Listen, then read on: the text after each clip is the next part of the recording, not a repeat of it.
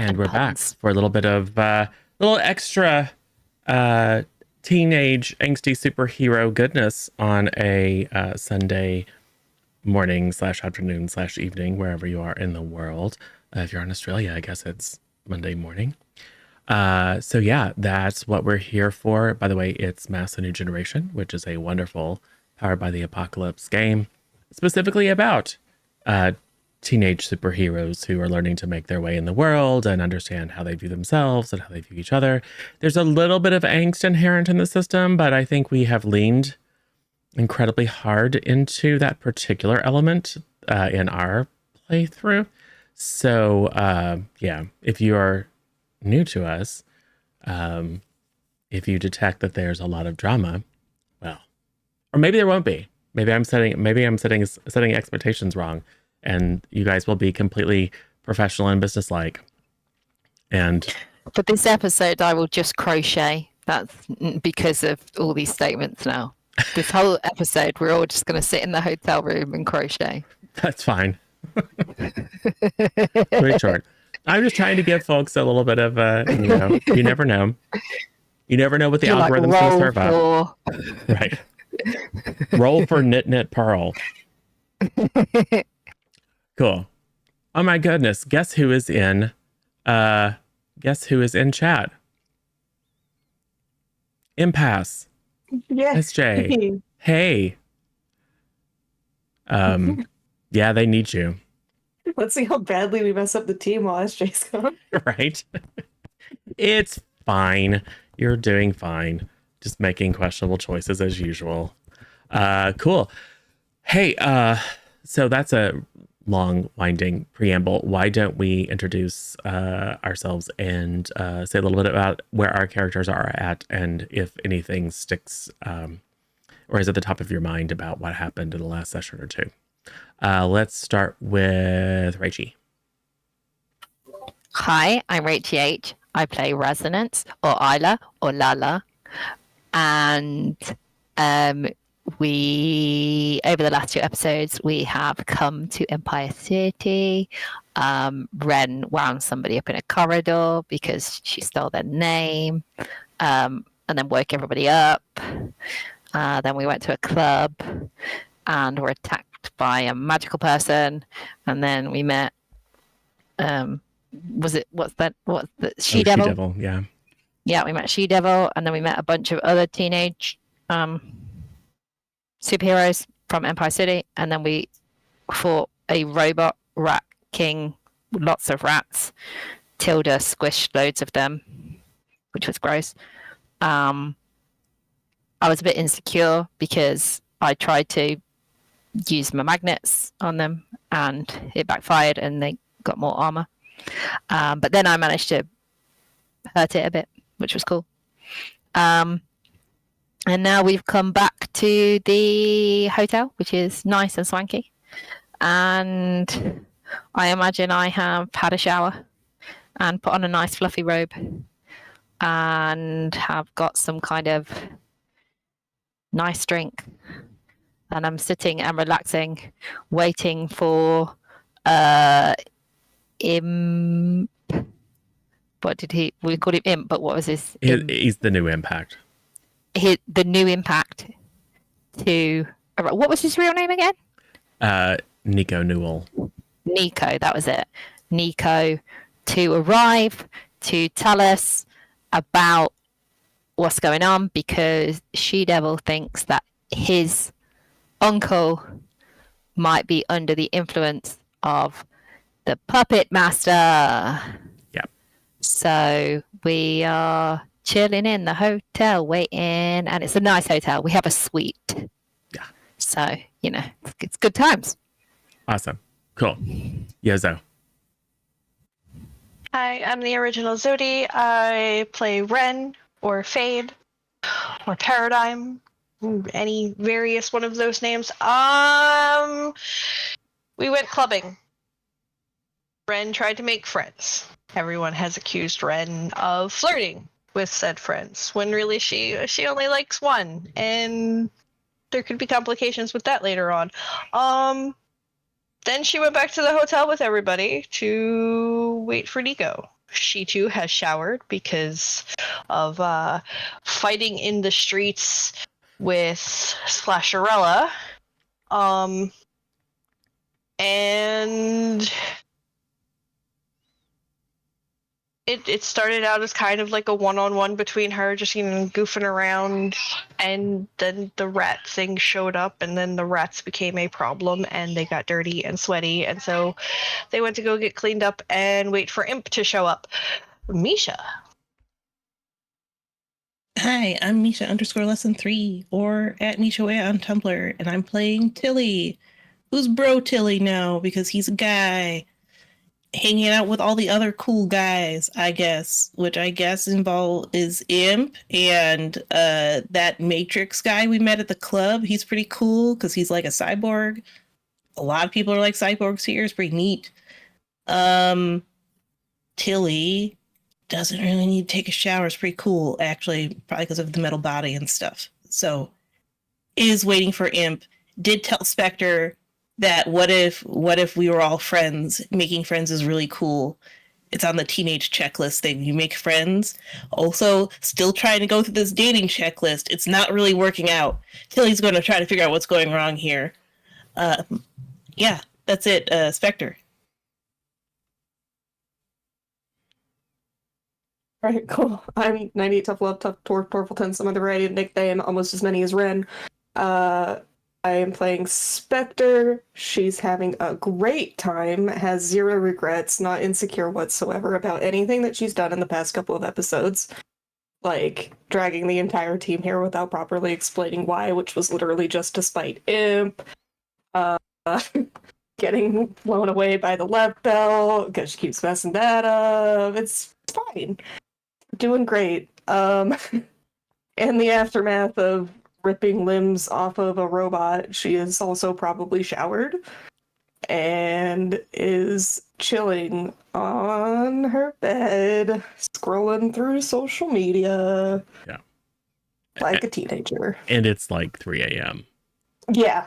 Well, because she also has coffee. Yeah.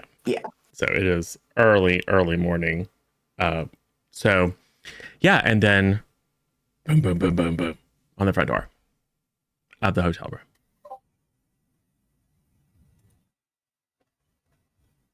Hello. Hey,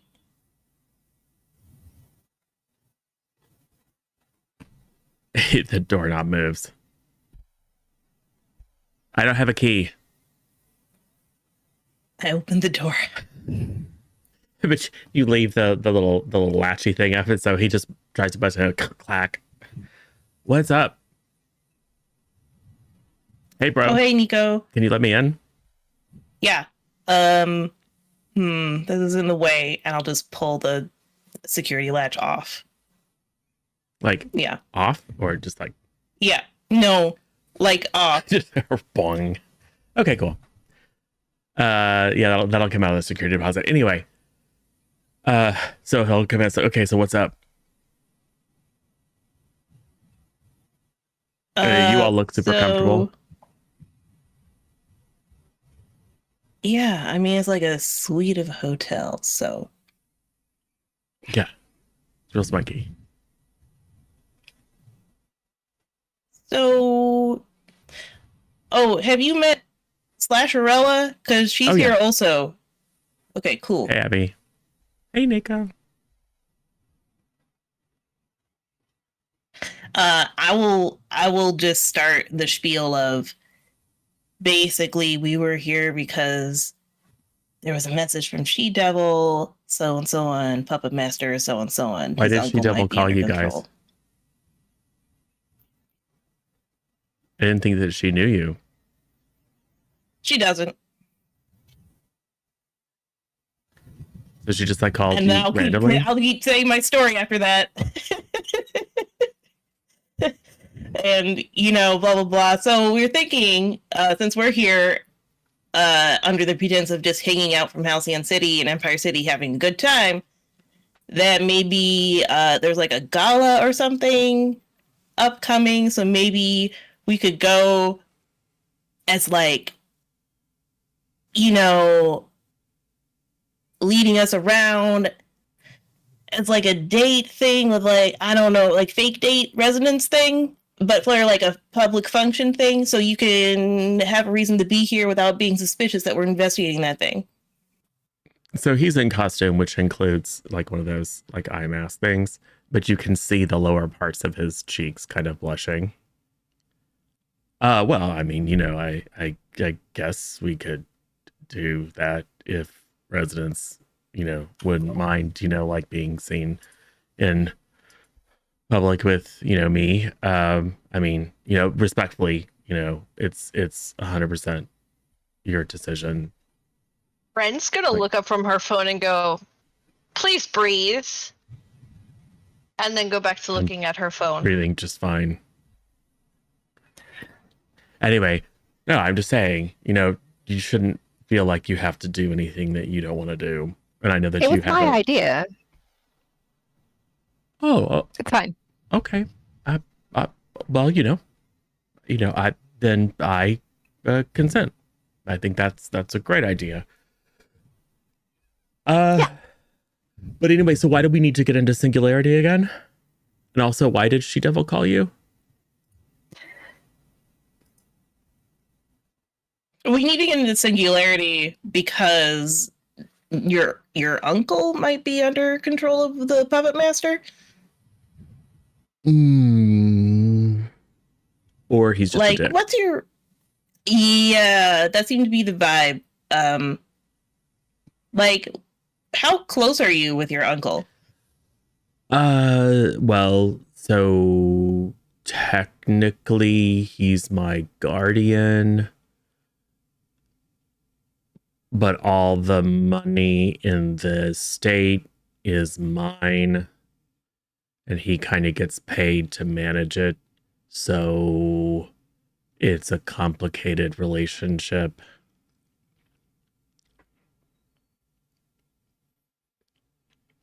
But you know him well then. Oh, yeah. I mean, I didn't see him much when I was growing up. But, I mean, yeah. So why did She Devil call you guys? So because you know your uncle very well. Yes. It makes sense that you'd be able to figure out if he's under the control of a puppet master that may or may not exist. Yeah, sure. But what? Every time that the Tilly deflects the She Devil question, Ren's just sitting over there with her hand over her mouth, hiding the chuckle. And She Devil thought that if he is controlled by the puppet master, sorry, there's an ice cream. Does anyone want any ice cream? No. I would like some ice cream. Just imagine I ran off now. Okay. Room service 24 hours. There's a little trolley that goes up and down the hotel hallways at 3 o'clock in the morning with ice cream. So, She Devil thought that if he was under the influence of the puppet master, that I would be a good target, being a rich, out of towner as such. So that's why, we're hoping that he's not under the influence. But the point is, I would be good bait, and you would be able to tell the best out of anyone because you know your uncle the best to know whether he is or isn't. Oh. I mean, that's a little complicated. And still, like, did you guys know She Devil before? I'm just wondering how she knew. Roll to provoke somebody to hope that he drops this. You're going to need to. I'm not the person to do this. Oh, yeah, I am. That's pretty good. Except for the guilt that I'm feeling. Yeah. That's more of a problem. Hey, does someone want to help me out, or should I use a minor boon? Because I got a 6 on the dice. I mean, Spectre would probably assist. So you want to spend a team Sure. by saying nothing and looking innocent? Yeah, I mean, like, I don't know, bro. Yeah, I have no idea why any of this is happening the way it's Yeah, happening. this is really weird. Okay, fine. It's so weird, 7. so weird. Which means they take one of the, they choose one instead, which is they stumble, they err, which is gaining critical opportunity, or they overreact, gaining influence over them. Yeah, But they already have. no, he's not going to overreact. I think he's just going to effectively decide, oh, it's fine, it's not important. Also, it's early in the morning, so I think it's just like an error. He's like, well, whatever, we'll figure it out later. She did almost He'll always kind of, like, ask again later. Right. This is a Imp will remember this. Yeah. Yes. Very good at pushing things off for the future. Yes. So the plan is,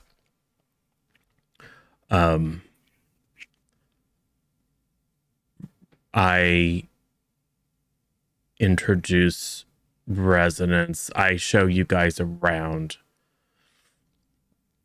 I introduce resonance to my uncle.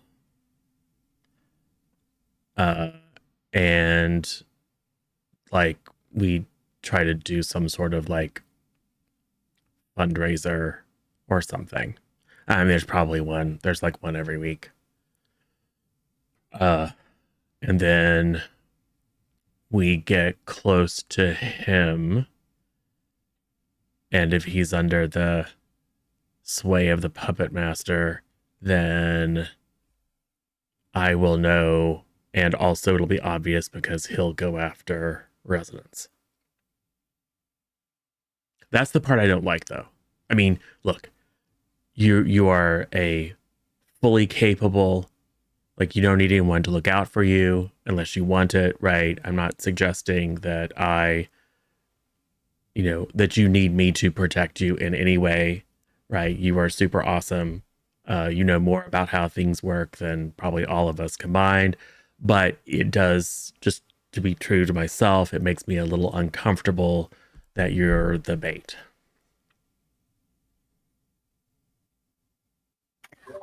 Well, I appreciate that. I understand where you're coming from. I'm completely comfortable in this situation. As I said, it was me that suggested it. Yeah.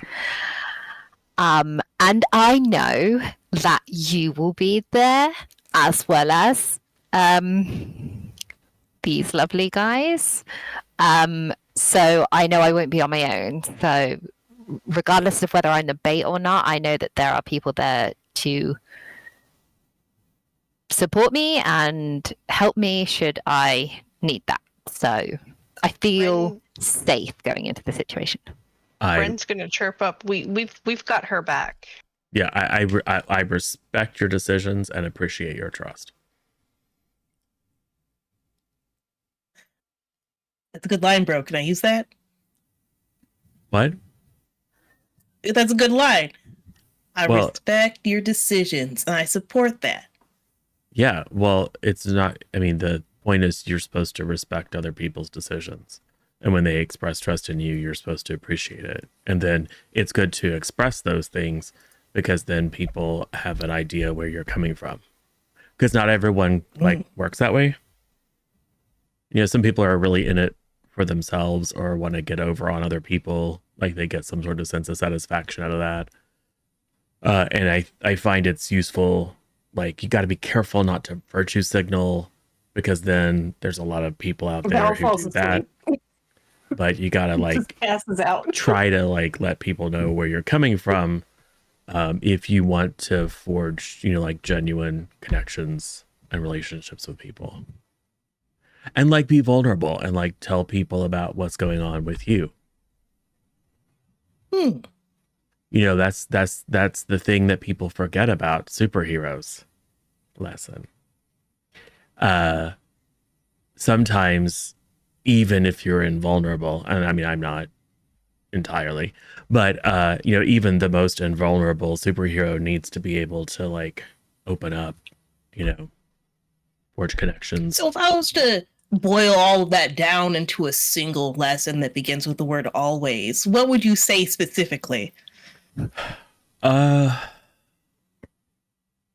Always be open with your friends about what's going on with you and be willing to be the first to open up.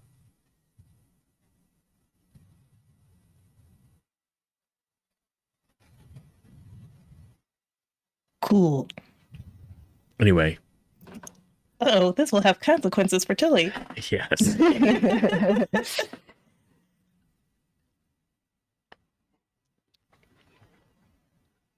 So it's like 3 a.m. Yeah. I don't know about you, Nico, but we didn't really get any sleep. And Yeah. as you can see, Bal's passed out. So I'm just thinking that maybe if you bunk up with Tilly, Tilly's got their own room, but kind of just chills by the power socket anyway. Because, bros. And we could all get a little bit of sleep. Yeah. And then come at this fresh in a few hours and start making an actual plan so we all feel more safe and secure kind of going into this and actually know when we're going to do this, dates, all that kind of thing. Yeah. Tilly, will you help me carry Val to her room? She's quite dead weight. I think she's real passed out. She's good. Just leave her there, sprawled out on the couch. Oh, she's just gonna stay on the couch. Okay. Oh yeah. No, she's. I'll just get you a night. I'll just go to your room and get you a blanket. It's like one leg thrown over the back of the couch, and it's probably draping off of the edge, like just sprawled out. She's good. She's content. I just get you. Okay, then I get you a blankie, and I also put your hair in a silk bonnet because that's what I would want someone to do for me. So you have a silk bonnet on, and you've got a blankie on. Yeah. Ren is gonna take this opportunity, pull out an eyeliner, draw a fake mustache on her before she goes to bed. That's fine. And Abby then will I just be put like, some "Great, I eye get her cream room." under her eyes. She's got eye cream as well. Okay. Some little anti-inflammation patches. Yes. Yeah. So Slasherella will just barge off into Spectre's room, and then just like hop spread eagle on the bed, shoes on, and just immediately pass out. Nico and Tilda will go to the boys' room. And so what happens? It doesn't blow up in the middle of the night or anything. Oh, that's good. No. Yeah, we all do the thing we said we were going to do, which is sleep. Yeah. I wake up early to grab coffee for me and Ren, and I will leave Ren's coffee by Ren, and then also draw a mustache on her while she sleeps. All right. That's amazing. Revenge stash. Yeah. Yeah. And then take a selfie with both of us with our sticks. And mine's probably like really smeared. Yeah. Yeah. Perfect. Yeah. Is that the first time you notice you've got a bonnet Yeah, on? like I go to take the picture, I'm like, And wait a patches minute. too. Yeah. Well, you It's like wondered. a series of pictures. Yeah, you wondered when you went down to the coffee shop to get the fancy coffee that everyone was looking at you a little bit weird. But it's really only when you take the selfie that you realize. And I realized I should have felt weird. Oh no, insecure. I look a Mark mess. insecure. And then I don't know. I'm gonna find a way to get up onto the roof, and I'm gonna chill and drink my coffee up there, watch the sunrise. You've probably got a balcony, but yeah, Yeah. go for it. I want to on the roof. It's more dramatic. It's So you climb up from the balcony. I mean, yeah, I have to like parkour at least 3 times every morning. Yeah. So, and it's even better if I have to balance the coffee at the same time. it's calisthenics. And you have to yell Yeah. parkour. That's Yeah. when you do Parkour. parkour, you have to yell it. Yeah. Yes. So you're up at the penthouse, so you're actually pretty close to the roof and the helipad. So you just go out to the balcony and yell parkour and then leap up. So Spectre's on the roof. Ren is sitting there with coffee. Tilda doesn't sleep exactly. So Nika will get up and like take a shower and get clean. So what happens?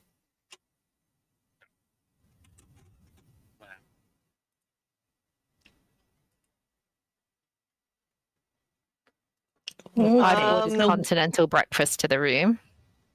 delicious. Ren, while waiting for breakfast, Ren is gonna check all of the cat cams and make sure they're okay and press the automatic feeders because those are required when you're a superhero and can't be home all the time. Make sure that the kitties are taken care of. And then she's just gonna scroll social media. Like she's discovered like how these things work now. So she just doom scrolls for hours on end unless she's absolutely like needed to be paying attention to something. So super healthy is what you're saying.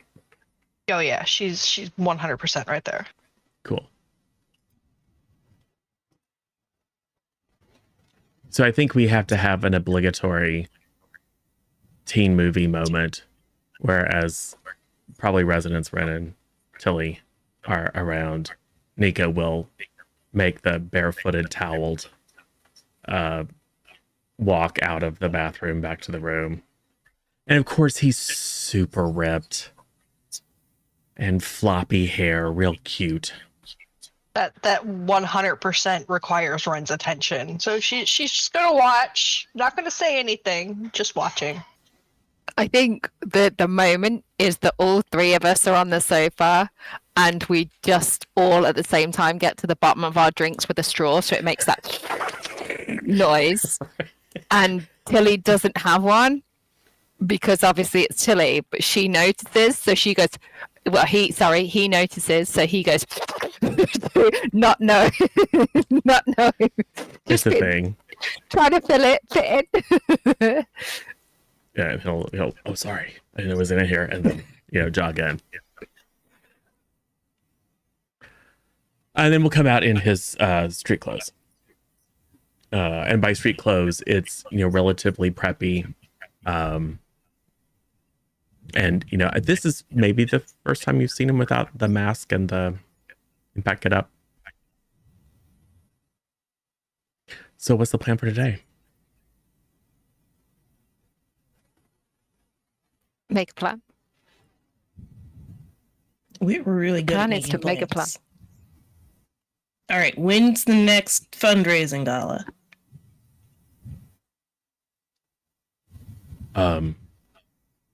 Google Singularity Foundation. Yeah, Cool.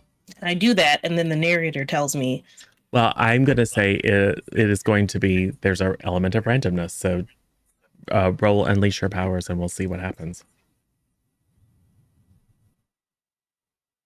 11. Okay. Yes, there is one. That's a great success. There is one this coming weekend. And it is for one of the initiatives, let's say, it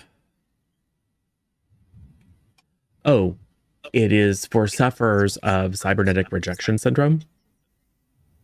So this is an unfortunate group of people whose immune systems don't enable them to integrate well with cybernetic implants. So it is for research to conquer the scourge of cybernetic rejection syndrome so that all the advantages of modern technology can go to everyone, as long as you're super wealthy. But there's a whole lot of things. Oh, think about the impact of cybernetics to, factory workers can be stronger and their environment can be safer. And, it's very much pitched at the average person, but I mean, everyone knows this stuff is hugely expensive. But still. When Dave lost his limbs in a tragic accident when he was working as a child in the factory, they thought he'd never be back out on the factory floor. Yeah. But thanks to our cybernetic arms, etc., etc. Yes. Dave could have gotten his job back at the sweatshop, but his body rejects cybernetics. Once you Will we get overcome this? once you give millions of dollars to us so that we can help poor little Dave overcome and go back to being a child laborer. Basically, yeah. You know, those success stories. They're like, wait, is this really a success? Hold on. Yeah. Yeah. And there's definitely a Sarah McLachlan video. Look at these poor unaugmented children.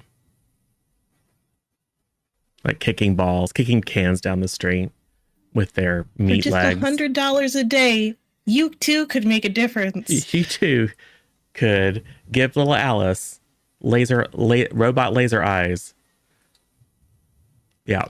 Why? Don't ask questions. So she can get a job in needs them. security and support her family. Cool. So yes, All right. you have identified the next most logical opportunity. And what's today? I don't know, like Wednesday. Wednesday. All right. Well, there's a gala this weekend. I assume we'll need to obtain clothing appropriate for a gala. I think we should be seen around the city doing rich people touristy things to lock in our cover. And I guess secure gala tickets for everyone. Seems reasonable. I can probably get us tickets. Perfect.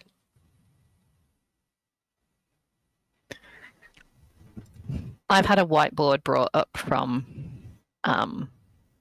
like a business suite. Yeah. And I've written all this on a whiteboard. And I also had specialist sparkly whiteboard markers delivered. All right. So they're like slightly glittery and shimmery, like those old gel pens you got in the 90s. Yeah. All right. I've Well, written all this down. I think it's probably a good idea if we, just my suggestion, if we make a little bit of, not a scene, but like gather some attention, so that when I reach out for tickets, that it won't be a surprise to people. I think they'll be less suspicious if it's like known in the city that we are here.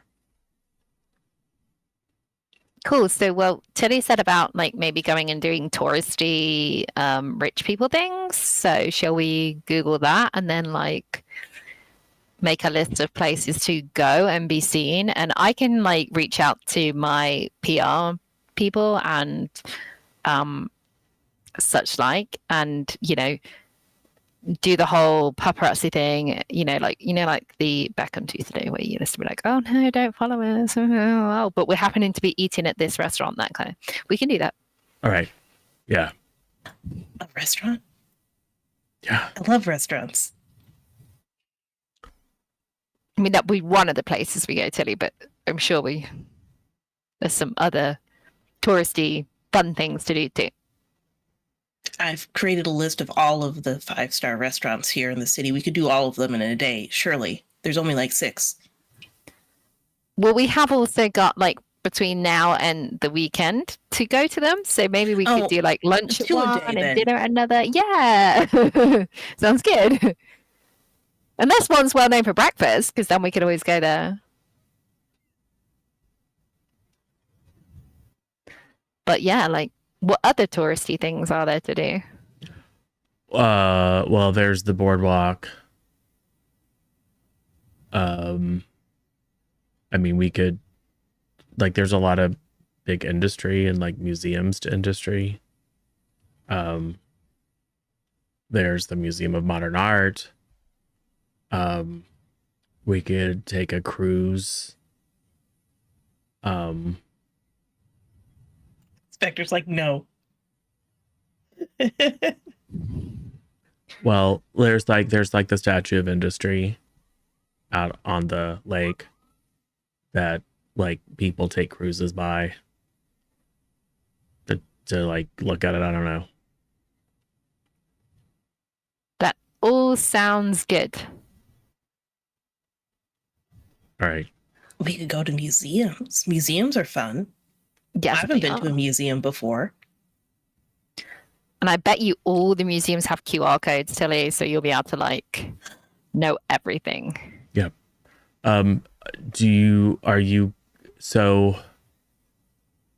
Are you here like in your civilian capacity but also as superheroes, or are we trying to keep the fact that you're superheroes a secret? I think people know we're superheroes, though. I mean, it's Lala. Yeah, The but world no. knows. But she can But be when- here on a celebrity status instead of a superhero celebrity status. Yes. We're not That here on one. superhero business. okay. Yeah. So So we're just here. we don't want to do any like overtly superhero-y stuff. No. Yeah. Okay. I mean, that's probably smart. But, well, because, you know, I'm just saying that a lot of some of the villains here might be like, oh, fresh meat. No offense, but Yeah, there was some guy, a robot, last night with rats, cyborg rats. what was the robot like? Meg. Janky. Oh, Old. Craniac 5000.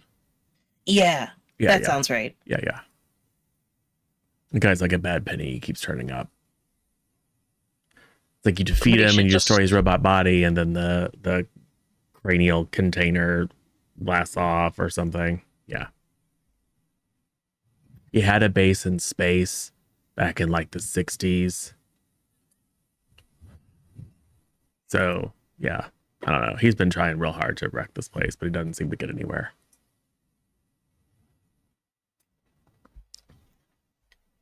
Cool. So what are we doing?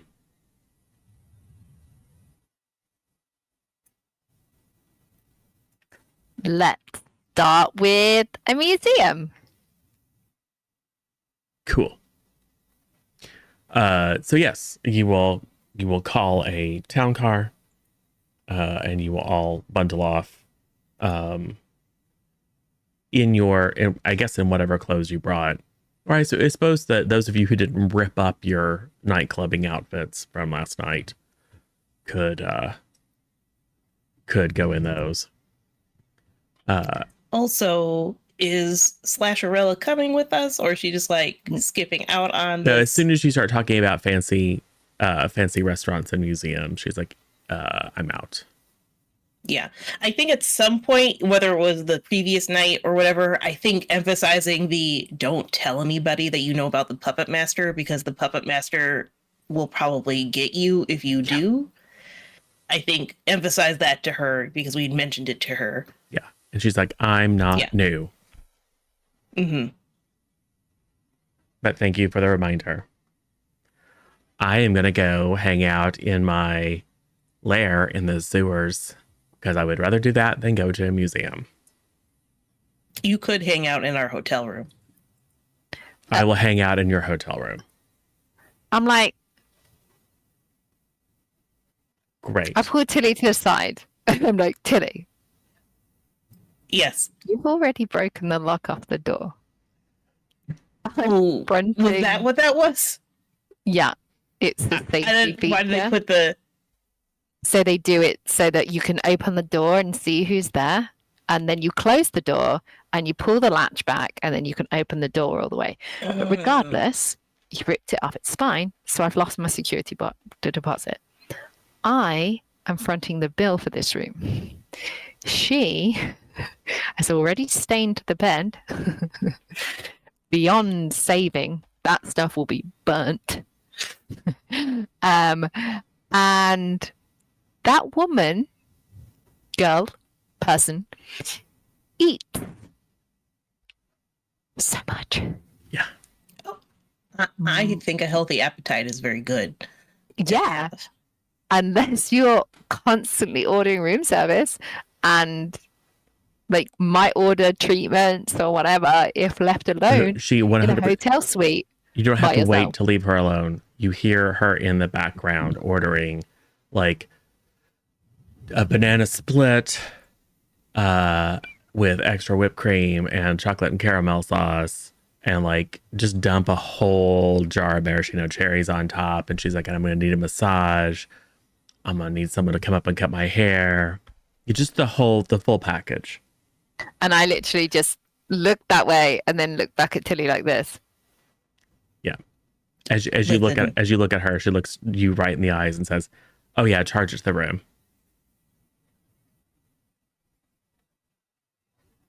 I don't know. Bring it up with Ren. She's the one that owes me. Listen, I don't know you. Oh, it's you good owe to help me. other people out. Oh, I don't owe you Yes, anything. 1,000% owe me. You made my And just life because extremely I owe you? difficult. and we sorted that out. No, you Anyway. started sorting that out. You are going to need to make my life super awesome and pampered for at least as long as you made my life miserable. Cool. Well, then that's on me, not her. And since I can't afford it, you can't afford room service. I think that sounds like you also owe residents then. That's not Well, how listen, friendship since you- works. You already lost the security deposit, so what's a little more on top? I tell you what, do me a solid, Tilly, and just have a look. Because you can do this, all-powerful person you are. Just go into the hotel's database and tell me how bad it can get. Just have a quick easy look. Sure. I'll take a teensy look at the hotel database. Yeah, easy enough. Or not. That's a 7. Okay. Yeah. Just a teensy look. Yeah, no, it's fine. You aren't able to get into anything like secure, anything that would have personally identifiable information or credit card numbers or whatever. Is they actually have reasonably high security, but in terms of like enough data so that you can run a projection of what one determined person could run up, you're talking about 10 grand. It's not nothing that for resonance is like super material. It's like 10 grand, probably. That's a small amount of money, says I feel Tilly, like- who's used to hearing about science budgets in the billions and dollars of designing new lines of robots at Litech.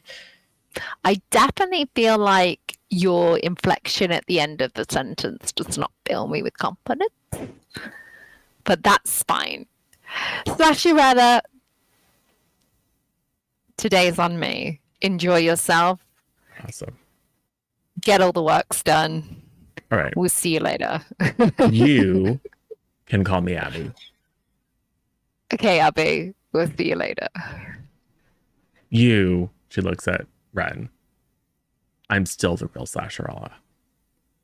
Okay, there's literally no debate about that now. Mm-hmm. Not a single one. Mm-hmm. I have no interest in your name. I'm content with Red. Yeah. There's a little complimentary fruit basket. She's just gonna extend the spike out of her middle finger and spear a grape, and then do this to Ren and like eat the grape off. If you're gonna hate for it, could you be a little less obvious about it? Says Spectre, climbing back in the window. Oh, hi, Spectre. Okay. You might want to get dressed. We're going to museum. We're going to go see and be seen. Yeah. Oh, great, a museum. If you want to see the plan, it's here. It looks a little crazy. All the best plans are. If there aren't at least 50 lines, it's not a real plan. It's fine. I heard everything. I was eavesdropping. Okay, I'm warming it out in case anybody comes in.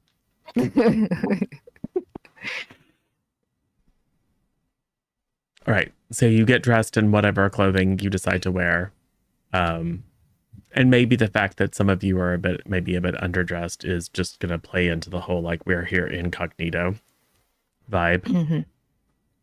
Mm-hmm. And you will go to the Museum of Advanced Technology, which is a memorial to the heyday of when Empire City was a leading light of technological innovation, and manufacturing. So this is where you will find flying cars from the 1950s, contribution to the early rocket race. You will find autonomous kitchens. It's very much 1950s world of the future, but made real. Tilly, you are probably fascinated by the very different kind of design aesthetic around the automatons and androids. Light Tech has always prioritized intelligence and autonomy.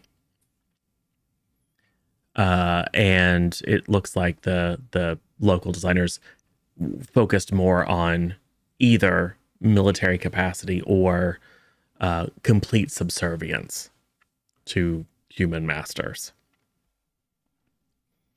I think probably there's also, you probably absorb a lot of like corporate history in Empire City. So there were a lot of startups founded by very wealthy individuals. And then as time went on, particularly as it got into the 70s, and the entire economy fell on hard times, partly due to the rise of Halcyon City and other more modern metropolises. There was a lot of merger and acquisition, some of it very, very hostile. And now power is largely contained in a few megacorps. There's an entire wing devoted to Singularity Systems and its subsidiaries, bringing the promise of the future to the citizens of Empire City and the world. Lots of cool holographic diagrams of cranial implants, etc.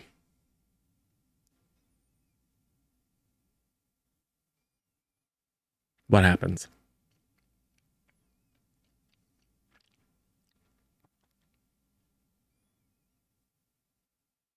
Listen, I'm not saying this is the second time Tilly's come across robots that are sort of subservient to the people of the area, but, you know, thinking about that, don't worry about it, gang, it's fine.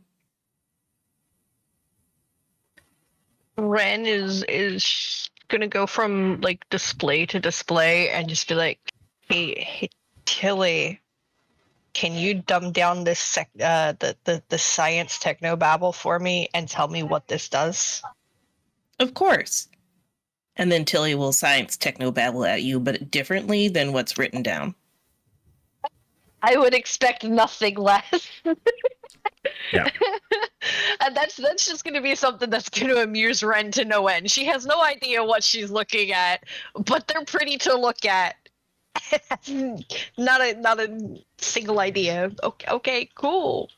That's great. What about this one? Oh, look, a flying car? Oh, Yeah. We don't have those. We didn't have those where I'm from. And Nico Bummer. Nico will get into the action and will also try to nerdsplain to you. And then the combination between the two nerd bros, it just gets nerdier and nerdier, and they start talking about like advanced material science. And that is when Ren will step out and go hang with Val. Be like, Yeah, come to the gift shop.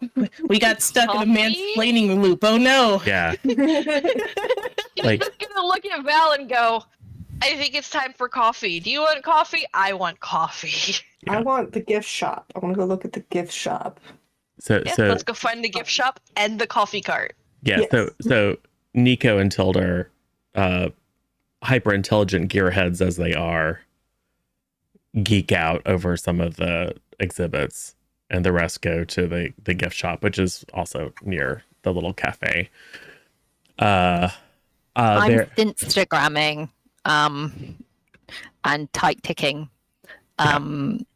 many stories, making sure I at like all the big things in Empire City, Mhm. like making sure I'm atting the museum, making Yeah. sure I'm tagging. Yeah, and at least some Yes. of them definitely have social media account managers, because as soon as they see that you have tagged them, it's like, oh my god, everyone, like voila. So yeah, you're making waves in the you anticipate that you're going to read about your little jaunt here in the gossip mags in short order. There's a lot of tchotchkes and books and coffee mugs and things in the gift store. There are some modern replicas of retro futuristic technology. Hoverboards, 100% hoverboards. Buying a hoverboard.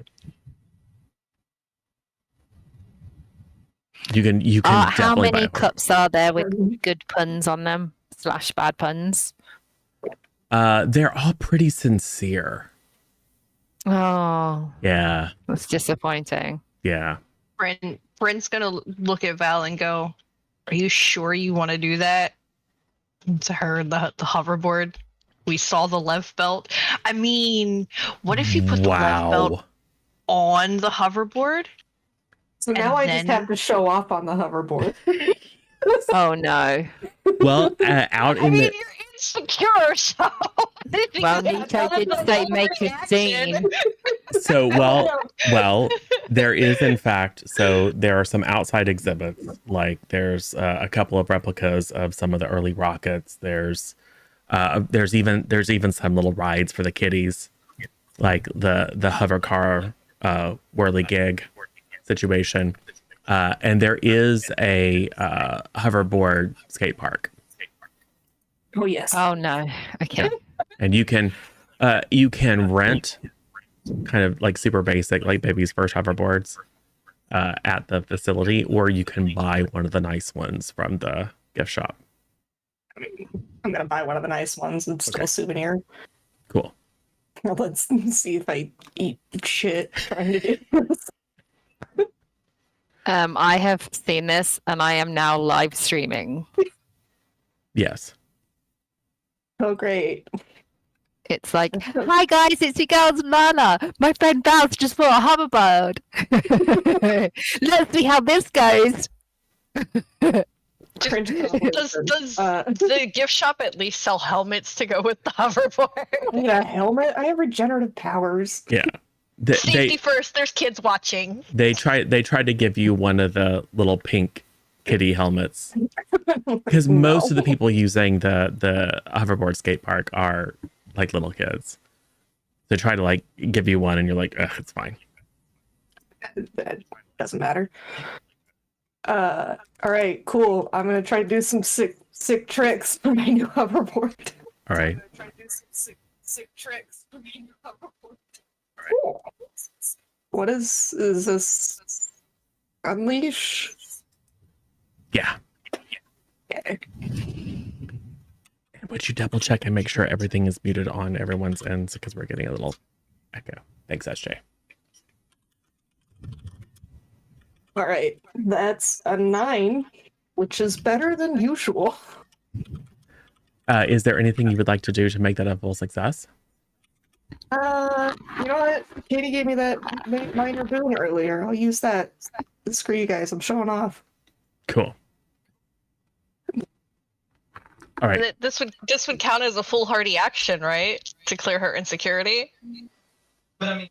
Yeah, I don't see why not. I mean, I think that's the entire point is to go and make a scene and show how competent you are and how you can take risks Right. and stuff like that, and everything works Absolutely. fine. Can do stuff. Yeah. Cool. So describe what people see. Describe All what as residents or as Lala is live streaming what you're doing. What do the audience see? Well, naturally, I'm in like the leather jacket, combat boots, so look cool in the first place. Step past all the little kitties, and I'm like, watch this, and just like take off down the thing, come up off the top, grab the board, do a flip, land back on the board, like just parkouring off of it, kick flips, all the good things, and without breaking a sweat. Slide off towards the camera at the end, kick off the board, and catch it in my hand. I'm like, and that's how you do it. Yeah. Residence ducks down and gets a great like underneath shot as you sail over. Yeah. Do a flip, kick the board way up high, and then it levitates back down and you grab it, stick it under your arm. What up? Yep. You residents throw some thrash metal soundtrack to it, turns it into an Instagram story. And of course, immediately likes and clicks and comments, most of which are talking about how cool Lala is. Right. I mean, because it's all Lala's fan base. But there are a few comments like, oh, I didn't know Lala's friends had it like that. So cool. Yes. You are not feeling quite as insecure. You have demonstrated that you are at least able to competently use a hoverboard. Oh, those little kids who's who. Right. And then they immediately start trying to do the same tricks. Oh, Like, oh my God, put on a helmet. And parents are running down. No, don't pay any attention to that teenager. Yeah, I'm gonna say They're rebellion kids. you're probably Don't asked to listen to leave. the man. Yeah, that thing dragged me away. Yes. Stick it to the man. Don't listen to him. Be your own person. So is anyone else buying a hoverboard?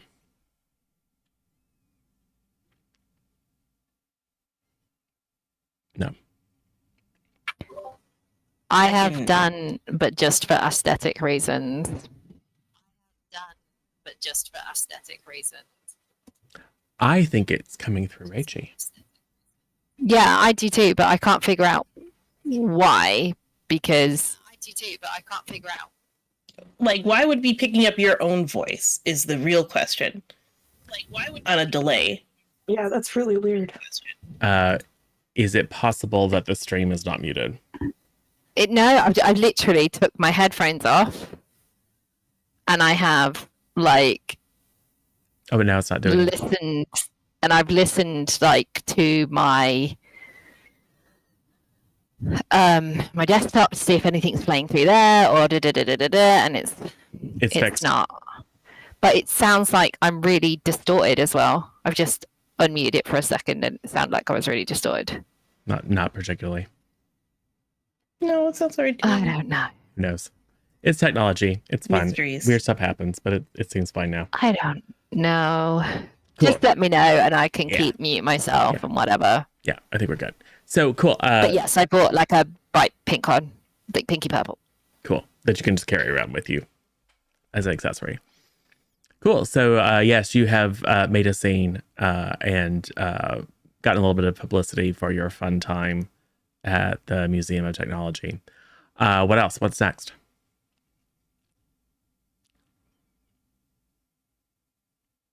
Fancy dinner Yeah, where are we going for lunch, Tilly? for lunch. Oh, well, here's Yeah. a place that I selected. They make specialty sandwiches. It says they are the first ones in Empire City to make the famous Empire City burger. which is called that because it's a giant stack of food to make the burger very tall. It has so many different things on it. Billy, we're gonna eat the heck out of those.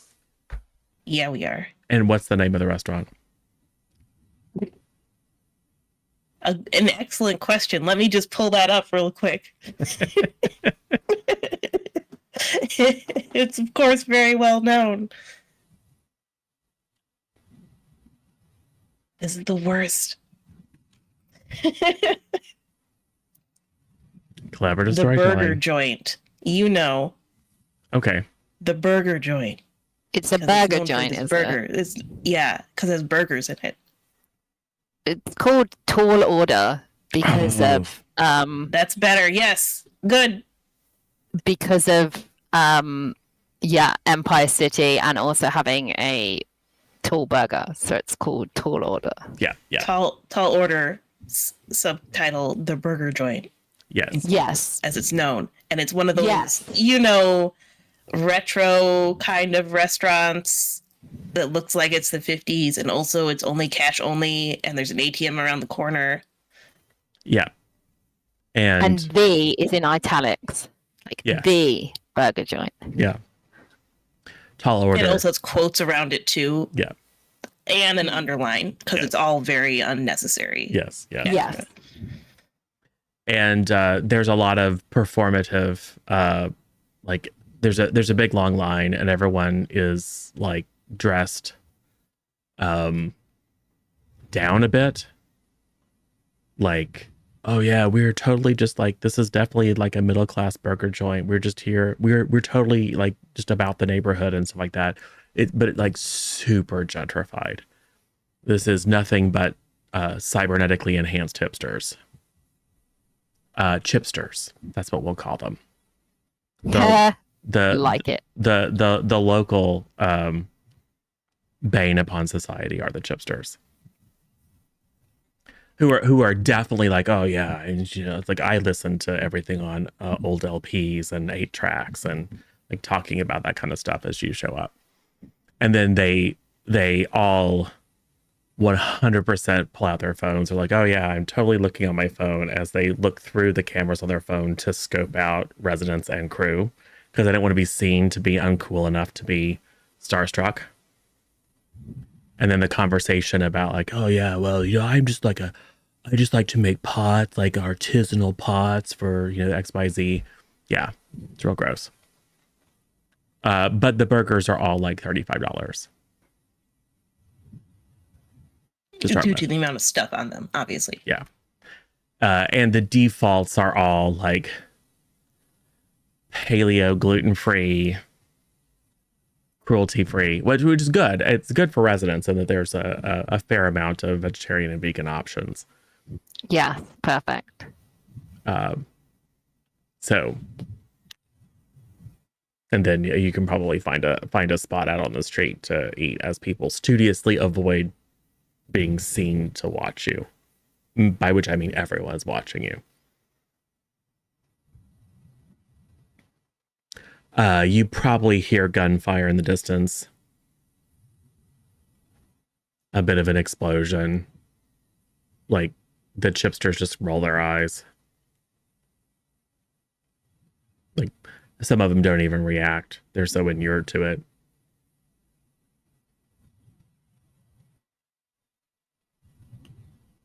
So what happens? Suppress our superhero instincts to go check it out. Yeah. An armored car comes barreling down the street, cash flying out the side. Semi-automatic gunfire out the back as police cruisers chase it. Bunch of chipsters just like, ugh, I think you do something about the noise in our neighborhood. Ren is gonna lean over to residents and go, you can do this sound boom thingy, right? Like the sonic boom thingy. Why not do that to one of their tires? The armored car. Um, And then Has it just sit already here passed? and chill and eat your lunch. I mean, the sound was okay. sound was approaching. There probably was enough time. If you wanted to intervene somehow, you could, but you don't have to. I'm like, okay, give me a second. I just like go, would you excuse me? And I get up from the table and I'm gonna try and like go where people can't really see me, like around the corner, and I'm gonna like go achoo, but like really high pitched, and so at like a pinpoint, Mhm. like achoo, like it's a very high pitched, Yes. like you know those sneezes where people go, oh, you got such a cute sneeze, like, Right. and you're like, no, don't sound like me. But I'm gonna try and get like achoo, and like really high, and see if I can send like a wee. Yep. A sonic lance towards one of the armored car tires. Okay, cool. Well, that sounds like an unleash to me. Okay. Come on, dice. I hope it Time goes to horribly shine. wrong. No, Michael, no. I rolled a 10. Unleash is what? Freak, isn't it? Yeah.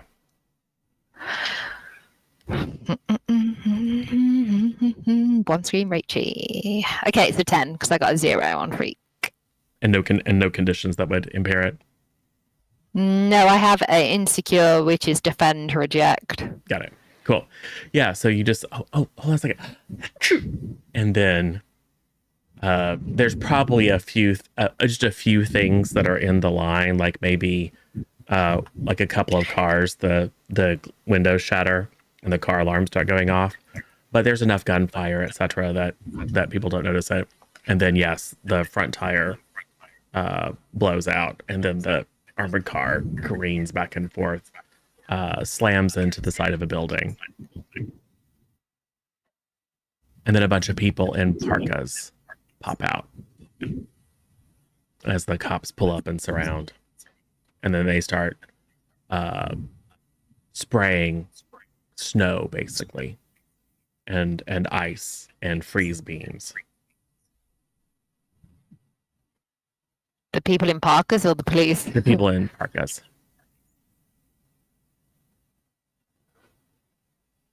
Somehow it's worse. They're big white kind of furry parkas. It's the polar bear gang. You hear chatter. It's like, oh, polar bear the gang. polar again. bear gang. I best go wash my hands. Would anybody like to come to the bathroom with me? Because that is something that teenage females stereotypically do. Oh, well, then I can't go to the bathroom then. Sorry. No, Tilly, you stay here. Yeah. With Oh, Nico. everyone should watch me eat this burger. I think I can get the whole thing in my mouth. I've cut it in half, and I was going to eat this half all at once, and I was going to eat this half by each individual component because I want to see what they all taste like individually. That sounds This like is a plan. Yeah. Okay. And let's go to the bathroom. Everywhere.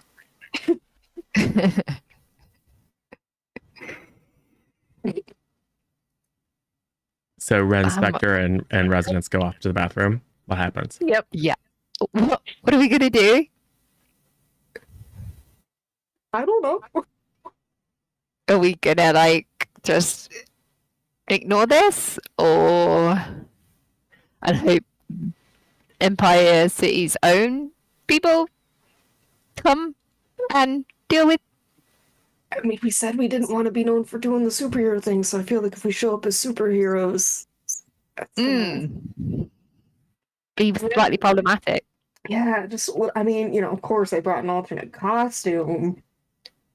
You bought an alternate costume. Look, if we're doing alternates again, somebody better Google names, because I am not getting into this whole Slasherella thing.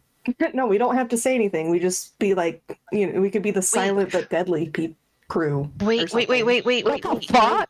You want us to be like a fart? sounded cooler in my head. It'd be like ninjas or something. I don't know. Just pop up out of nowhere and take care of the bad guys and then disappear again. Again, pop up out of nowhere sounds like a fart. Like, what is happening? Alternatively, we could just call Slasherella. She's in the room. Do you really think that she's going to do anything? I mean, if I'm setting her up for Or- like an easy win, Do you think that we're going to get... Oh, it's just those guys. They don't even need me to deal with it. Why I are you mean, yeah, bothering she me? does- I'm in the middle of a massage. To be fair, she does like Yeah. punching people, though. She does. I also like punching people, though. Okay. From outside in the restaurant, you hear chug, chug, chug, chug. Also, we might need to impulse control Tilly. Well, what we could do is, if we don't want to be seen as ourselves, and we have some alternate costumes, maybe we just do us three and leave Tilly with Nico. So Nico's not seen as involved, and it's not us as a group because there's only 3 of us instead of 4. And Tilly's pretty well known as a robot. I mean, I know I'm pretty well known, but I can look different quite easily. I mean, all you need is just like a full face mask and a hood, cover up the hair like this. Okay. Ren? yeah. Ren? What are you thinking? I'm thinking where we're gonna get these disguises at.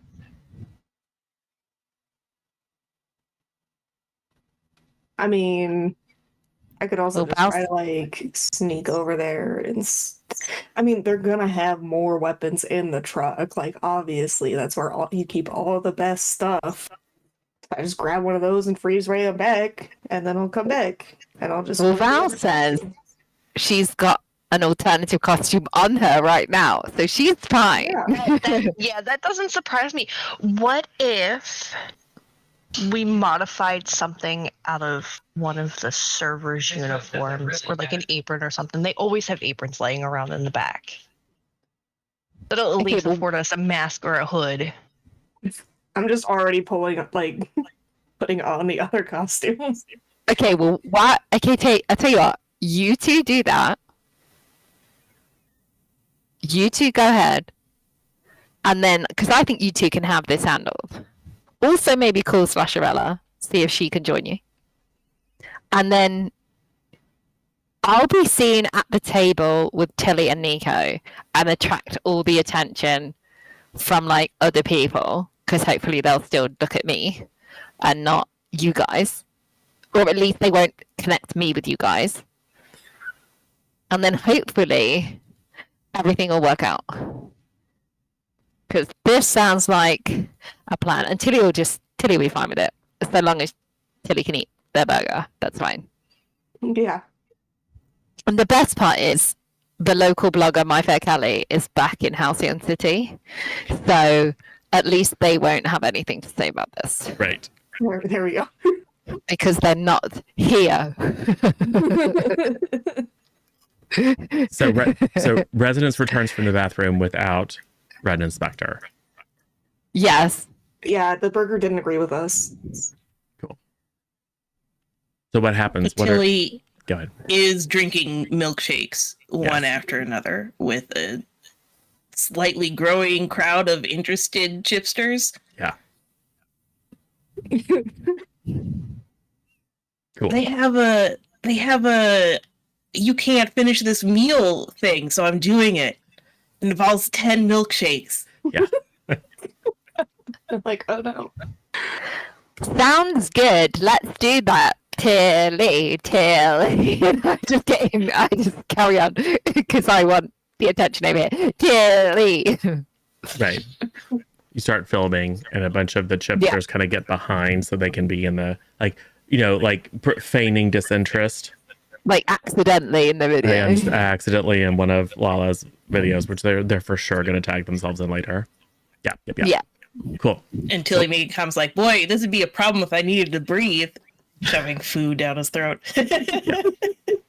So what are Spectre men doing? Maybe modify the all the best stuff move. Because, like, I mean, I work with a villain. I know where we put stuff when you steal an armored car. So I'm gonna roll that. Yeah. Oh, I lost my noise. Oh no, it's gone. And I guess I'll throw in team. Double sixes.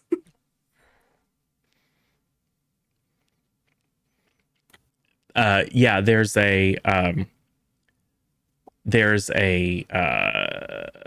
chipster thrift store, like right across the alley from the Tall Order. Perfect. And as you guys kind of come out the back, you actually see someone tossing like the unwanted, like the stuff that isn't designer, because occasionally someone will actually come to the thrift store and give thrift store worthy stuff out. It's like, no, this is all like it's properly gentrified.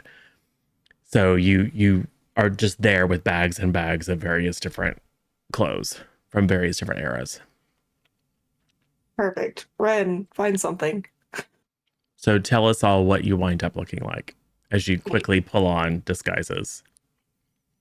I have a costume. Okay. This is for Ren. Yeah, it's all on Ren.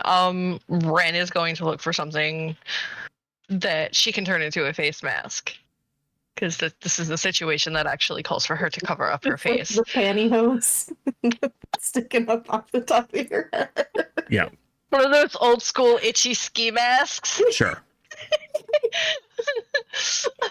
I mean, to be fair, she's probably going to pull out something that's like semi-warm, because these are cold people dealing with frost and snow.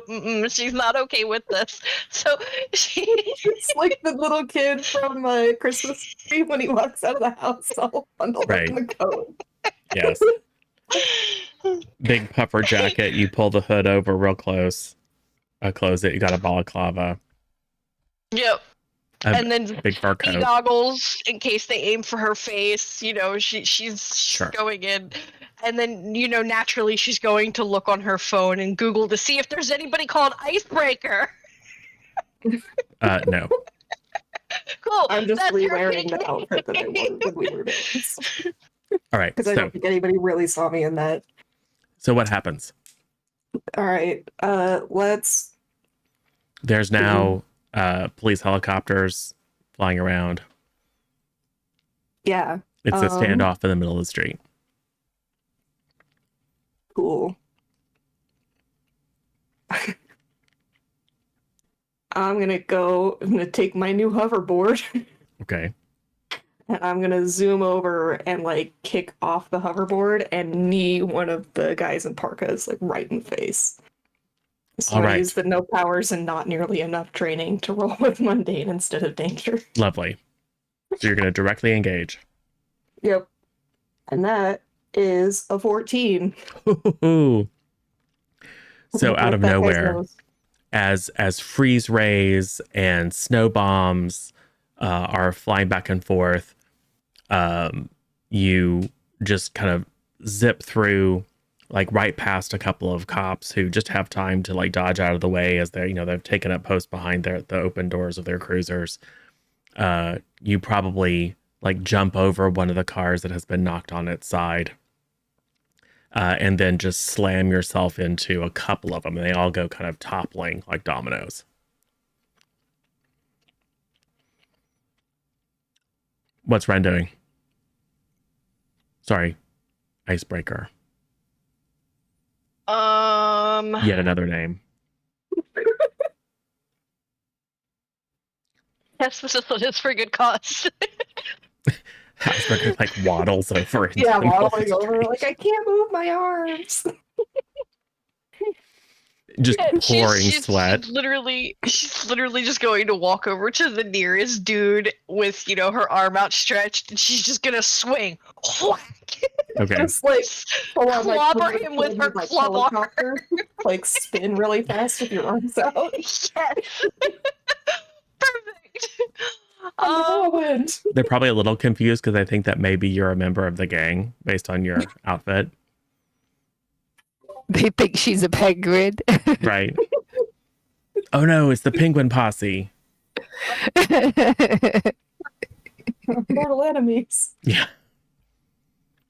Okay, let's see. So that's going to be directly engage a threat. Yes. Plus danger gives me an 11 minus 2 gives me a 9. Okay. So pick one. Going to resist or avoid their blows. Okay. Yeah. You They can't, Padded. they can't hurt you through all the layers. yeah.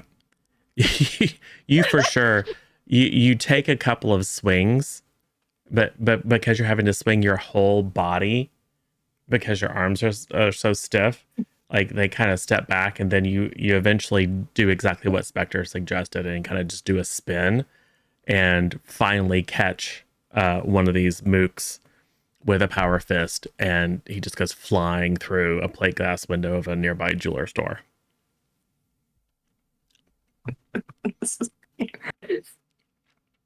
Cool. That's No probably regrets. it's probably enough to attract the attention of one of the folks who is climbed up on the roof of the wrecked truck, and they're going to turn this like massive. It looks like a flamethrower, only it's a snowblower, and they're going to turn it on. I'm going to say they're still confused by Ren, who's still like waddling and now a little bit dizzy from doing that spin. So they're probably going to turn it on Spectre. So unless someone wants to act to defend Spectre, Spectre's going to need to take a powerful blow. Ren would totally do that. She would take a powerful blow for Val. We have to roll to defend. Okay, roll to defend. What You've is got a that? -2. Yeah. Yeah, I mean that happens. And is Spectre your love or your rival? No, I think your rival is Slasherella. Yeah, the rival is Slasherella, but the love, at least in this moment, is going to be Val. Okay. So I get to roll danger instead of savior, which is definitely beneficial. All right, let's see what we got. Roll die. We got a 7 plus danger. It will make it an 8 minus the 2 makes it a 6, and we're gonna use a minor boon if we have them. Yeah. To go ahead and make it a 7, so it's at least a little successful here. Yes. So Expose myself to danger. Yeah, that's fair. Yeah. So we'll just say you do a snowball. So you realize that you're not going to be able to waddle over there fast enough. You just like power kick forward and then tuck and roll. And then it's just this big soft orb of Ren comes rolling really quickly and takes the brunt of the snowblower. So go ahead and give me take a powerful blow there, Ren. Okay. Powerful blow. This is the one we want blow numbers on. Yeah, roll plus conditions. We got a 4 plus conditions would make that a 6. Oh, good. Which makes sense because you're actually, if anything, being blasted with a freeze ray makes it a little bit more comfortable to be in all these layers of winter gear. Yeah, completely fair. And because I defended somebody, I get to clear the insecure thing. Yes. Yay! Cool. All right. What happens now?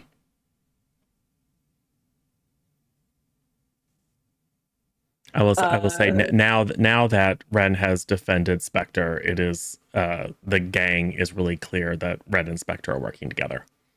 Yeah. And they start to turn their attention to you instead of the cops.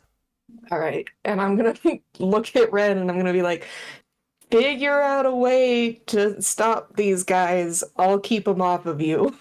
Because it's a snowball right now. And I will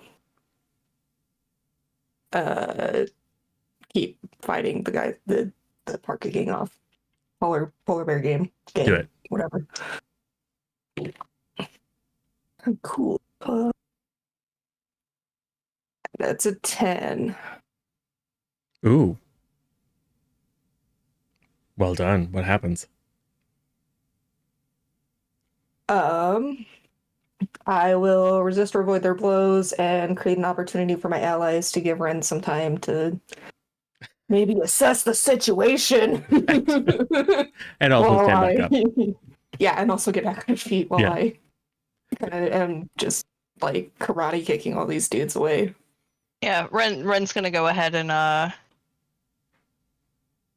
assess the situation to figure out how she can make this stop and go away. Yeah. Come on, good numbers. We'll say they've been firing all this cold-based weaponry from the top and the sides of this armored truck, and it's created a bit of a snowdrift. So Spectre just kicks off on the hoverboard and uses the snowdrift like a ramp, and we just see like you go way up above them on the top of the armored car, and then come down and then grab a hold of the hover bike and turn it with the anti-grav out and just start whacking people with it and getting the extra oomph from the strong anti-grav generators. So you kind of make contact and they go boing. Yeah, Off. there does need to be that scene too where it's like sliding around on the ice and one of the guys grabs the hoverboard and we're like tugging it back and forth and it looks like we're dancing, like ice skating dancing. Yes. do it because there's ice covering everything. Yeah. You should do a quick spin and a pirouette. Yeah. And then you bring it in close so you spin even faster and then Yeah. And then like pick them up and then like throw them. a one hand lift as you spin. I got an 11. All right. Ask your questions. What here can I use to, and we're gonna combine it with to end this quickly.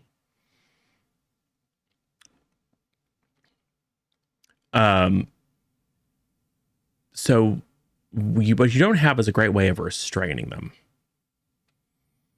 So if you could find a way to restrain them, like once they're down so they don't get back up, that would be good. So that could be you take one of their freeze rays away and start freezing them in place. Oh yeah, we could definitely go for that. Freeze them in place. That seems like it would be super effective. Cool. So you probably want to directly engage. Yep, we're So you gonna can directly engage. Take away a few people's freeze guns. Okay. Let's see, that's a plus danger. Plus danger is +1. I got an 8. All right. So yeah, we're gonna take something away from them. Cool. Which will be the freeze gun. Cool. So you go, and there's a couple of them that are kind of around the corner, and they're like, "What's going on? I don't understand." The boss said this would be easy, like every other mission. So you go over and start kind of trying to punch them. You knock one of them down, or just like clothesline him with your heavily padded arm. Pick up his freeze ray, toss it up to Spectre, who of course does a fancy, like no hands cartwheel, grabs it out of the air, turns it very competently. But then you're overbalanced and you fall down on the ground, or now in a tangle of a couple of mooks, who immediately start trying to beat on you. So go ahead and give me another resist a powerful blow.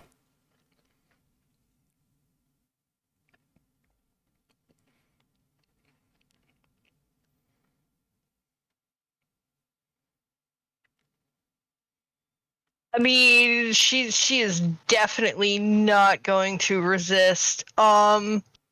Because I'm gonna go ahead and mark potential because I got a 12. Cool. Are you so hopelessly tangled that you're taken out, or do you take two of the I'm gonna lower take options two conditions. Um, and probably let's see. create I'm an gonna opportunity? yeah, that would definitely be the ideal one. Okay. So you mark two conditions and create an opportunity for the bad guys to do a thing. Hold on, because it says here on a miss you stand strong. Mark potential as normal and say how you weather the blow. Yeah, that's if you resist the blow. So if you Yeah. it's if you roll 6 or below, that's when you mark potential on anything. You can take a powerful blow. Yeah. Okay. So you would have taken a potential for the last one, but not this one. Yeah. Yeah. This is 12 plus, which is you're either taking out, lose control of your Okay. powers in a Okay. horrible way, Yeah. etc., or you take two of the 7 to 9 options. Yeah, then it's definitely going to be struggle past the pain, mark 2 conditions. And then give ground, because right now her and Val are working really well, and she's definitely got no reason to lash out because Val's being a badass. Yep. They just start pounding on you and pushing you around, and you start gathering a coat of snow and ice. And as they're punching and kicking, I mean, you're not feeling a lot of damage, but it is kind of rolling you around. So you're just gathering this external coating of ice and snow, kind of like people are building a snowman. So now you're just like a little head, little mittens, little feet sticking out of a big ball of snow. Right. So we're definitely going to mark angry, and then probably hopeless because You're just like, God. You're literally just rolling around on your back. Cool. Great. I'm gonna turn this freeze ray on all of these bad guys. Do it. Cool. I'm gonna use that beacon move again. Because now I have a new thing. Cool. That's an 11. Oh yeah, for sure. What happens? I'm going to take something from them, which is I'm gonna first like kick off of Ren and like shatter the ice snowball that she's trapped in. And then as I'm leaping in the air through that, I just take aim at all the guys that were pushing her around and just fire that freeze ray. You do a So- lovely spin pirouette in the air and just spray this constant beam of freeze at people. And they're, of course, I mean, they're coated in head to toe. I mean, that for protection against their own technology, if nothing else. But they aren't immune to the effects of being covered in ice and snow. So yeah, you definitely freeze in place a huge swath of them. The tide is turning. A super sleek like jet screams down the street at low altitude and then kind of pulls up as the rotors turn to kind of come and hover, and a port in the side opens up, and a young superhero, I mean, you're gonna guess young, looks youngish guy, impeccably coiffed hair, a little bit of a goggle situation, very fancy looking super suit, leans out, looks around, and then steps out of the jet, and then his leg just elongates down to the ground, and then he steps out with the other one, and then it kind of just like destiltifies down around, and then just starts like long distance punching, using one arm to wrap 3 bad guys together, and then using the other arm and leg to punch and kick. As he does, a couple of drones pop off his suit and start filming the entire thing. And you hear him saying, It's your boy Elastar down here in downtown taking care of the polar bear gang like I do.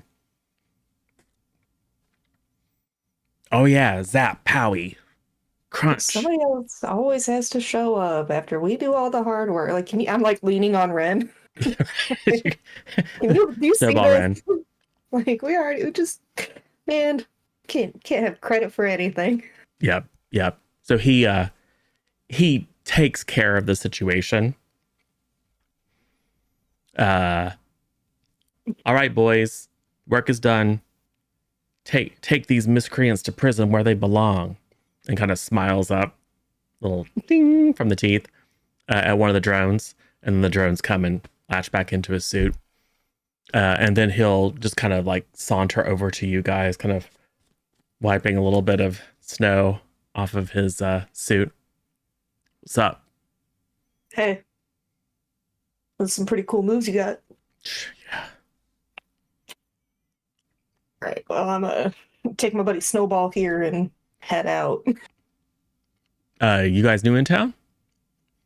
Yeah, we're just passing through. Thought that we'd assist a little here. All right. You didn't like get involved just so you could get my autograph or anything, did you? No, we did not. We got involved because they needed to be stopped. Okay. Well, I'm just saying. I mean, I'll give you my autograph. I mean, I'm just saying you don't have to no, go. You don't have to go to all this just to get an what? autograph. My buddy Snowball here is actually a really big fan. You should sign the top parka. That's what I figured. That's what I figured. Yeah. I mean, it seems like it happens all the time. Yeah, you know. Ren is just gonna like stare at her like, what is wrong with you? But it's like you can't read her expression because it's covered. Yeah, I hate you. The jet is still hovering up there, and he'll reach his arm way up into the jet, grab it, bring it down, has a big Sharpie marker, and then we'll just in a really like flowery, flamboyant Elastar. We'll sign the side of Ren's parka. Perfect. You know, she really wants to collect the autographs of a bunch of famous superheroes. So you're the first one. That's pretty awesome. I mean, I am the most famous. I mean, yeah, that's why you got the prime spot. First pickings. Awesome. Cool. Well, thanks for the help. stay out of trouble, kid. Yep. You too, not kid. And then he'll just start pushing Ren. and those of you who are still, you know, chug with like the 9th massive milkshake. Probably some of the seams are leaking. There's a little bit of ooze coming out of Tilder's frame, because now you have It's a couple normal thing that happens. Yeah, you have a couple of gallons of slowly melting milkshake inside you. There are a couple of the chipsters lose their cool. And go, oh my god, it's Elastar, and start taking pictures.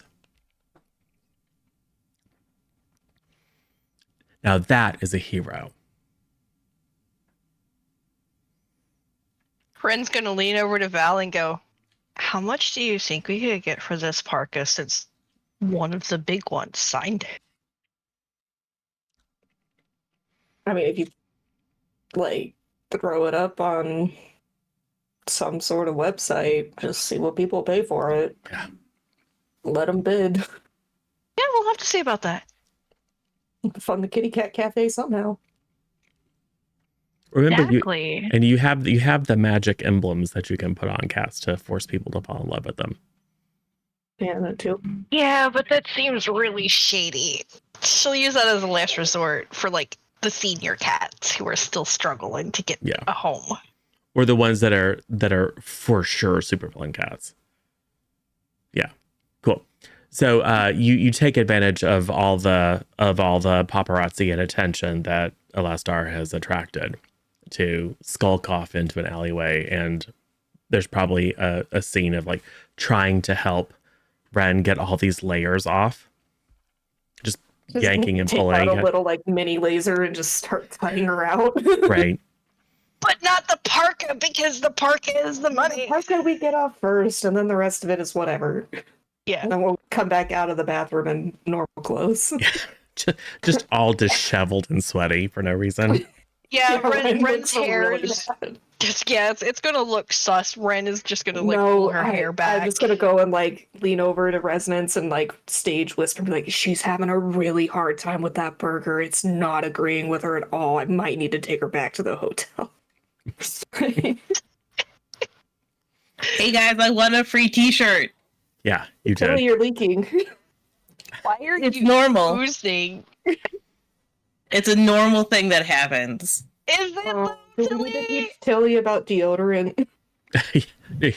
you just hear a very faint chiming coming from Tilly, like a ding, ding, ding, ding, ding, ding, ding, ding, ding, Oh ding, God, ding, they're ding, gonna ding, ding, ding, evacuate. ding, ding, and then a port opens and sploosh. I got the Oh. T-shirt. No take backsies. We gotta go. There's just a big puddle of 10 chocolate milkshakes. Yeah, so my friends aren't feeling well, so we should go home. Right. Going like, yeah. Well, that was quite the show. I'm glad a superhero decided to show up and help take care of it. Oh man, sad I missed it. Yeah. Stan's the best. Oh, yeah.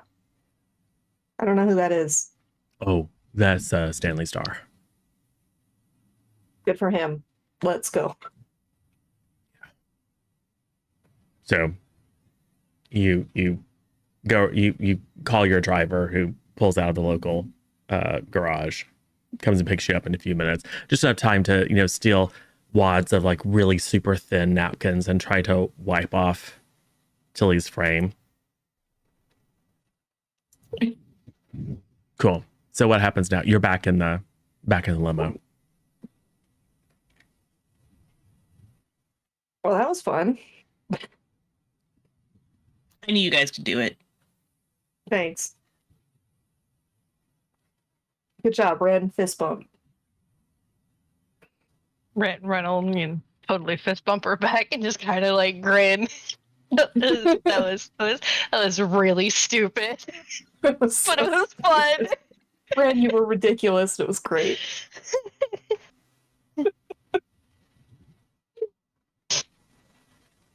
So where to Well- next? Asked the driver. Story-wise, we should probably go back to the hotel. I think Tilly needs to clean up a bit. You two look Yeah, like you could do with Who another knew the shower. nanites had a rate limit? So weird.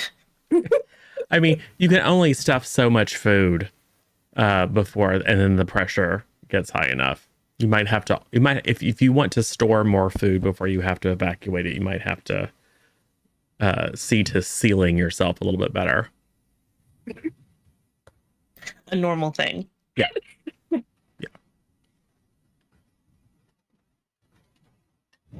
So cleaning all round except me. I didn't get dirty. Right. So someone takes Tilly into one of the showers in your suite and just like hoses them off. Other people get cleaned up. Probably Impact / Nico will explain a little bit about Stanley Starr, how he's, super famous, kind of a glory hound. One of these, he's originally from New Esperanza. His family company, Starco, opened up an office here. He moved up here and has been like super visible as a superhero ever since. Which just means that his days are probably numbered. But he also seems to like lead a charmed life. So who knows? Maybe he'll make it. What? Ren just kind of growls because she can't let on to the fact that she was one of the ones who was actually fighting. But she is angry that somebody else took credit for the hard work that her and Val did.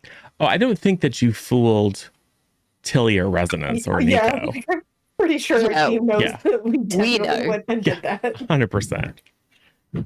Like, oh, we're going to be in the bathroom during this entire fight. There's not a Clark Kent situation. It's like, oh, I saw the people I see every day, only they're wearing glasses or a parka and I can't tell who they are. Yeah, everyone clearly knows what happened, but the press does not. Yes, that was the important part. I Cool. mean, Yeah. look, at this point, Still going to be whatever. bitter about it. Yeah, it's fine. It was still fun.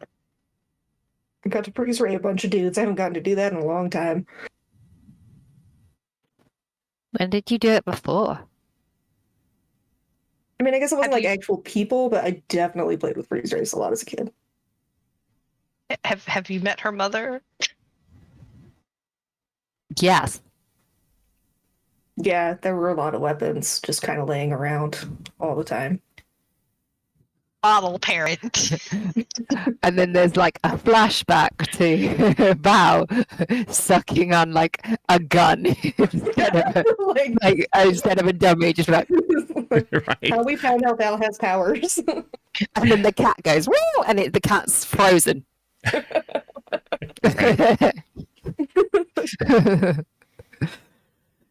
And then Violet just comes over and says, safety's on, sweetie. Oh, Oh dear, oh dear. Well, Tilly, how's your tummy feeling? Or wherever the nanobots reside. Well, the nanobots really are throughout the entire internal systems. So they just kind of do whatever, wherever. Yeah. But I think some of it was bypassed, so it was just kind of filling the empty voids. There's still It's a little bit funny of now. sloshing noise when you make certain motions and like just a Yeah, little ooze. Yeah, they'll clean it up. Well, I think it's been a bit of a day. So it might be worth us just like, how many days until the thingy? Oh, you probably want to make contact today. But we can montage all that. Yeah. So maybe we just chill out here for this evening, decompress, and Nico, like, contact your uncle to see if we can get. Yeah. I can look through the PR stuff at the gossip mags and be like, hey, so did anything show up? Yeah, 100%, 100%. You're not top of the evening news, but or front page of the evening edition, but certainly on the society pages, it's pretty clear that and we have teenage superstar Lala in town, and there's some conversation about how embarrassing it is that you have to witness the fact that the local elements of crime are out of control, which verges on criticizing the local government administration, and then a whole bunch of talking heads like, oh no, they're doing everything that they can and they don't get enough funding and it's the taxpayers' fault, et cetera, et cetera, et cetera. It's all a conspiracy by the federal government to make Empire City look bad. It's very familiar to those who understand North American media. But yeah, there's definitely a mention. There's even a little bit of chatter about how, when we heard that Lala was going to be in town, we wondered if Resonance was also in town, but clearly not, because you were nearby the fracas and did nothing. So maybe she's on vacation. So yeah, your plan is working. Your presence has been noted, but there's no connection with you being here in your superhero capacity.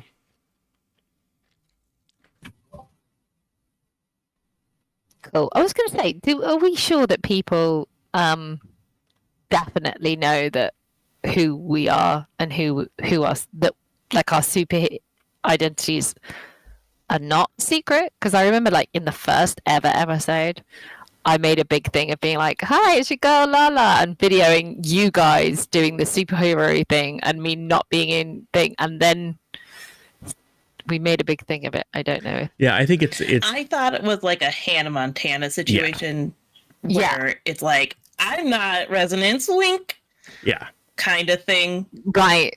Yeah. It's like people who care to know. Right. 'Cause None of My you are. Bear Kelly definitely knows. Yeah, MFK knows. Yeah. You know, Tilly is obviously a robot. Spectre is known to be Violet Scepter's kid. Yeah. Ren keeps blowing stuff up in very public ways. Right. Yeah. And yeah, so I assume Gossip Mags know that we're your weird team of people you hang out with. yeah, That's true. yeah. But also, we're obviously friends on vacation right now, not doing superhero stuff. It's probably the vibe, but they really more care about resonance, I assume, because we're just, oh, well, she hangs out with those guys, you know. Yeah.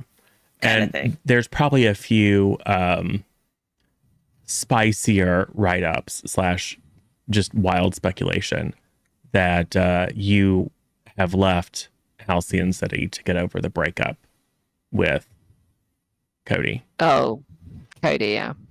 Yeah. Has she hung up the superhero game? If she was a superhero, has she hung up the game because her heart was broken by Cody? Just Yes. the Gossip Mask can be a little bit unkind.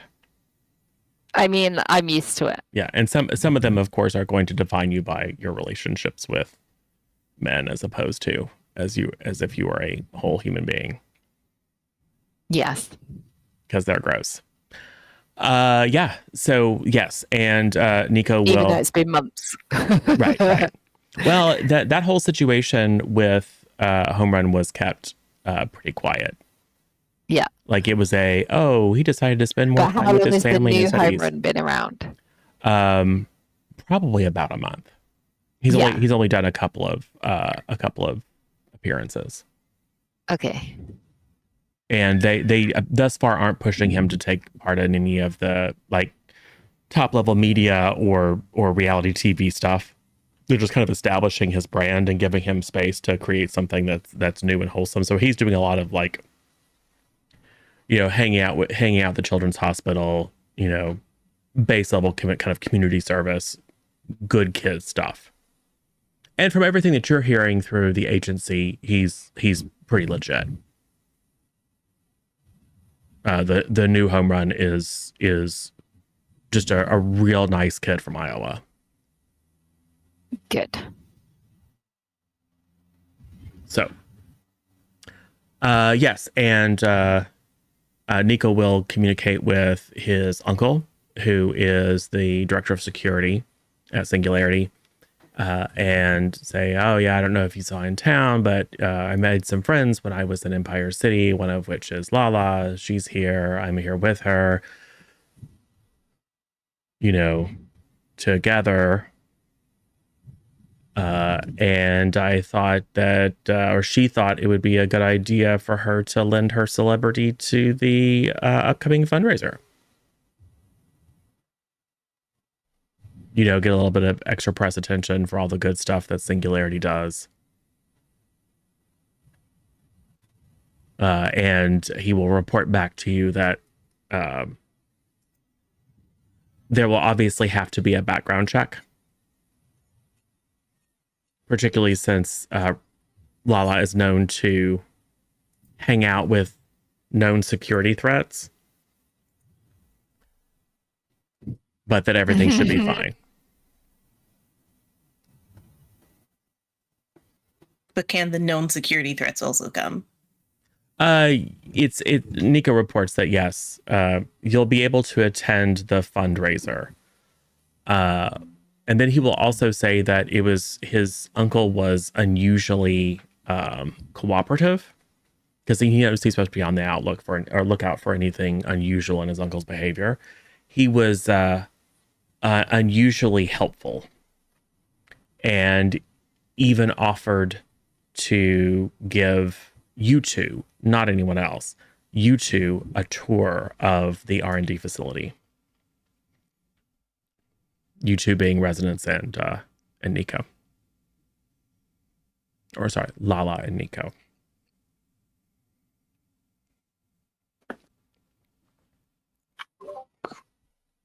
Okay, well, Well, let's bear that in mind. Yeah, that's like definitely a trap, right? Oh yeah, 100%. So what are we gonna do about that trap? Walk into it unprepared.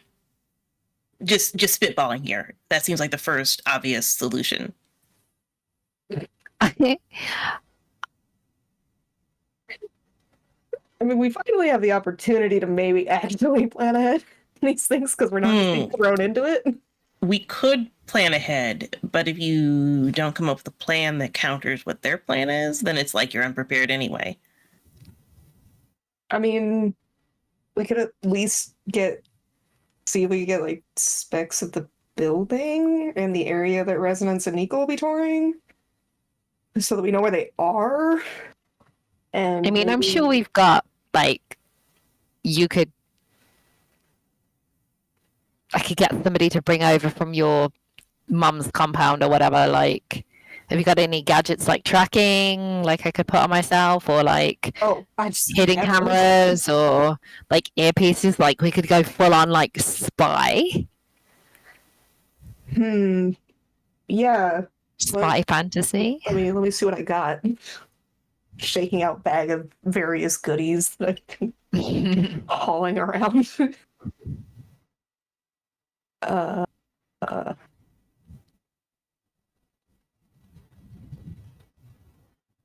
mean, Nico, you could like make stuff, right? I can. And Dalton has a really super cool fabrication lab.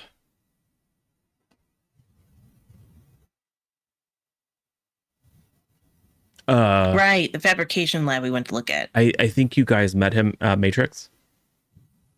Oh, yeah. Yeah, Matrix. Yeah. Yeah. Cool. So yeah, if you wanted to borrow anything or make anything, he's probably your guy. Do you know what the layout of the place looks like? Not the R&D facility. I mean, yeah, the public areas, and like the private offices and stuff, but not the R&D facility. That's why I kind of thought it was strange, because like why would my uncle invite us to go there? I mean, it's supposed to be like showing us some of the cool new stuff, like show off to Resonance, show off to Lala. Maybe she'll say something really awesome about how cool the new experimental technology that Singularity is working on is, but it's a little she'll sus. get brainwashed by the puppet master. We don't know. And That's you'll the get point. to geek out for sure. Yeah, I for sure think it's a trap. Oh yeah. Cool. All right. So I mean, we can put trackers on, but we also need to know if like something goes wrong, how to get to you without, causing as big of a deal that we usually do. Well, why don't we go see Matrix and like Yeah, I've already texted him. nice. Something could like, get him "Hey, Matrix, we went to the museum today, and we're learning a lot about Singularity, and we're wondering if you could tell us some more." Yeah. He'll for sure. He'll say, "Hey, I'll meet you on the helipad. You guys can come back to my place." Cool.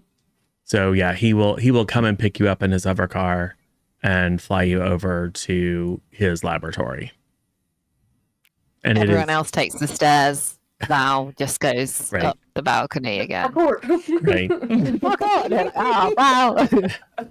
Ren grabs Resonance and says, "I've got this," and then throws you both off the side of the building, and then doesn't have it. She's already done that to me. Right.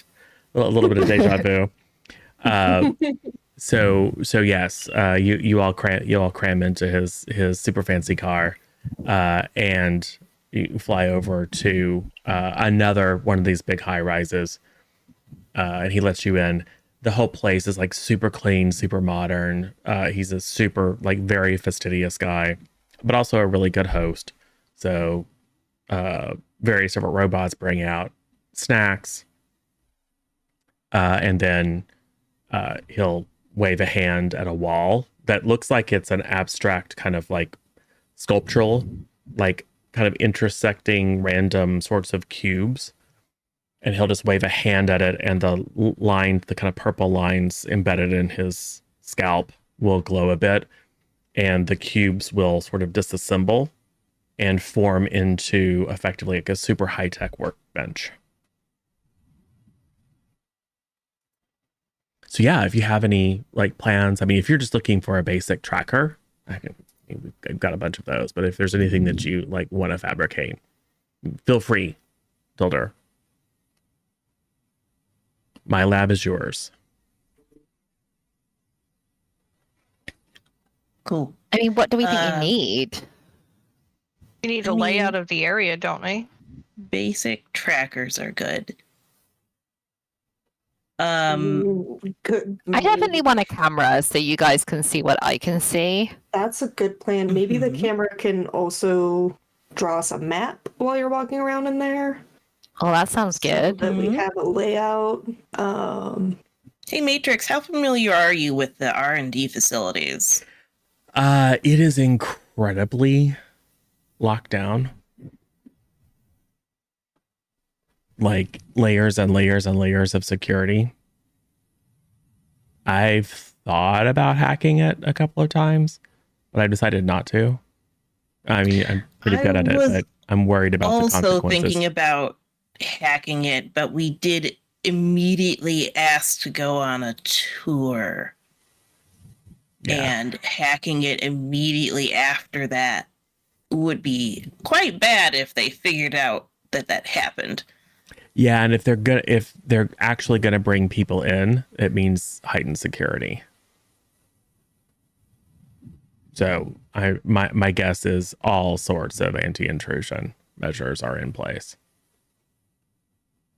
I mean, it's not saying we can't try. I'm just saying if it doesn't go perfectly, everything could go wrong. I assume that Have you you got- thread him into your plan, at least to some degree. Have you got like a portal gun?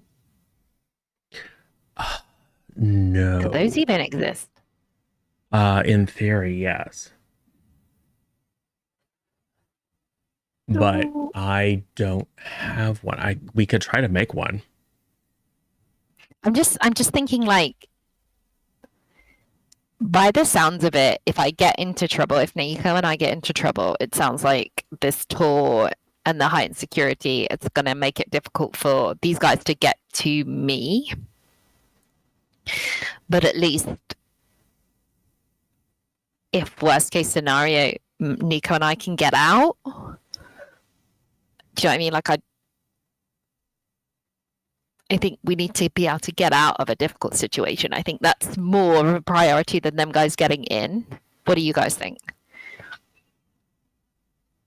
I can totally agree with you getting out of, as opposed to us getting in. It might actually be easier for you to have something that allows you to immediately get out because of the fact that you have, superstar status. Hmm.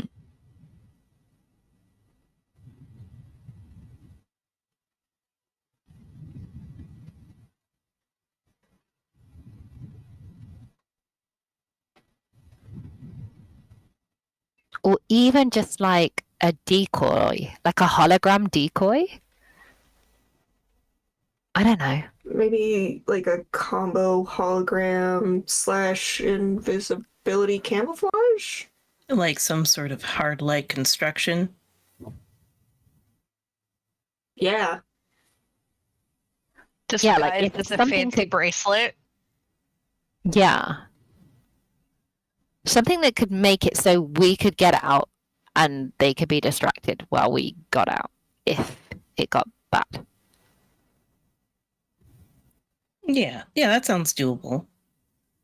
So it sounds like Tilder and Matrix are going to collaborate, leveraging Tilder's extreme familiarity with hard light systems and Matrix's overall genius, particularly around miniaturization of technology and power sources, to come up with effectively a one-time use bracelet that will enable Lala and Nico to create hard light holograms of themselves and like sneak off.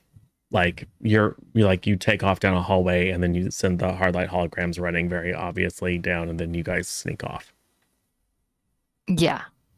Okay.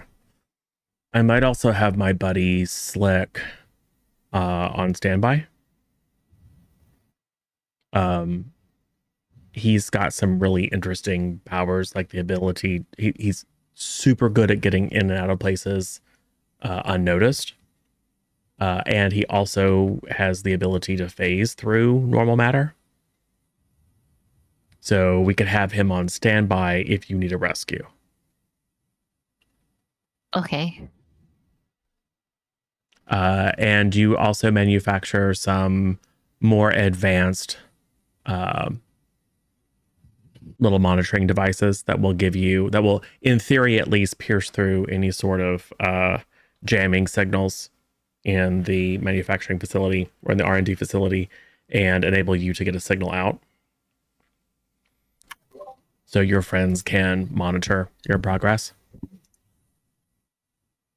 We'll see how those work once we get to that motion. We'll do the unleash powers and all that stuff. I also play, I put on a really good motivation playlist for the montage of Tilly and Matrix making things. And I have this thing of Tilly and them making things and me in the background like... Yep. Little bit of throwback. You do the dance remix of Supernova. Yeah, for sure. Cool. So we'll say you spend a couple of days still going out, you maybe Spectre or not, but the rest of you take a little cruise out on the lake to the island and see the statue, take pictures. You're still, you go to some fancy restaurants, probably go shopping for lovely evening wear for the gala itself. So interspersed between that is Tilda and Matrix and Nico being super nerdy bros, geeking out over technology, designing new stuff. Very, very kind of like if Tony Stark was 3 teenage boys situation. Lots of pizza. The Nanites still haven't recovered from the milkshakes. Oh no, but I must eat the pizza. Every once in a while, a little drop of chocolate milkshake will fall out of one of Tilda's joints. Cool. So, does anything need to happen before the night of the gala? Not as far as I'm aware. It depends on whether we actually want to try hacking or not. It's on the table, but there are definite risks involved with that one. I definitely wouldn't recommend the hacking because they already said to Nico that they were going to do background checks and that you were security risks. So I think they will have it on high alert to look out for someone trying to hack into the mainframe. And I feel like if you do, then we might then be uninvited. That's just my opinion. Wait until the last minute and then do it at the gala. It'll be fine. Yeah, we can just play up the security risks and distract them with one of us being a security risk while the actual security risk hacks into the system. This sounds like a great plan. We won't do that plan. All right. Okay. So you have all your stuff in place. If we need to do any flashbacks, when things come up, we can do that. But yes, you arrive at the gala. So one of these, it's the Singularity Systems headquarters. So this massive, very like postmodern, not a straight line, very asymmetrical, massive white skyscraper right in the heart of downtown. It has the the infinity symbol of singularity, glowing on the side. It's hideously ugly. It's like super over the top. But you pull up and there's tons of paparazzi. There's a whole bunch of people who you have no idea who they are. I mean, until you can obviously scan public databases and find out that this is the good and great of Empire City. Lots of wealthy people, many of whom are obviously clients of Singularity, and that they sport very fancy and very expensive cybernetic augmentation. It's actors, it's journalists, it's influencers, it's captains of industry, it's the ultra wealthy, etc. There is a small protest,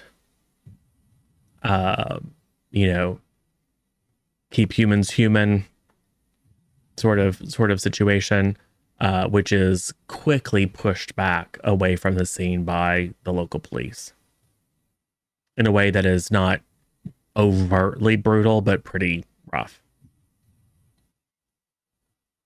Enough to make you all feel kind of uncomfortable. And then you're led into the lobby and there's a big reception. And you are some of the only teenagers there. So you probably get some looks. There definitely are some double takes when people recognize who Lala is. And a few people come over and very condescendingly, "Oh, are you Lala? My daughter loves you. So are you thinking about making a move into, industry and technology? Are you thinking of investing?" Possibly. I mean, fame can't last forever. Yeah, but talent does. And yeah, so, and obviously through that talent, I have made a fair bit of money that I can afford to invest. So yeah, I make very conscious business decisions too. Yeah. It's just kind of like, "Oh, nice to meet you." Kind of wander off. Yeah, Oh, Rez. exactly. And yes, the doors will open. It's a big kind of town hall style space. Lots of tables. It's assigned seating. You guys are all at a table. And at that table is Nico's uncle, one Nathan Newell, who looks very out of place. He is the opposite of a fop. He is dressed very well, particularly residents. You can tell by the cut of his suit and the material that it's extremely expensive. But this is like a thick neck, ropey, tough looking guy, shaved head, kind of bottle brush mustache, some scars. He looks like a real tough dude.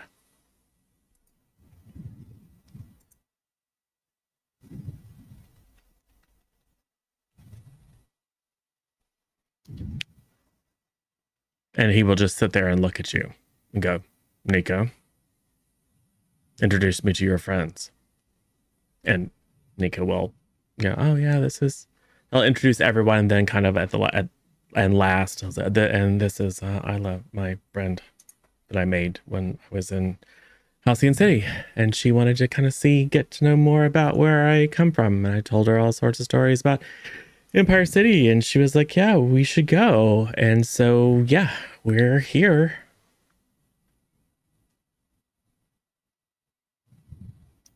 He kind of What's gives his full name again?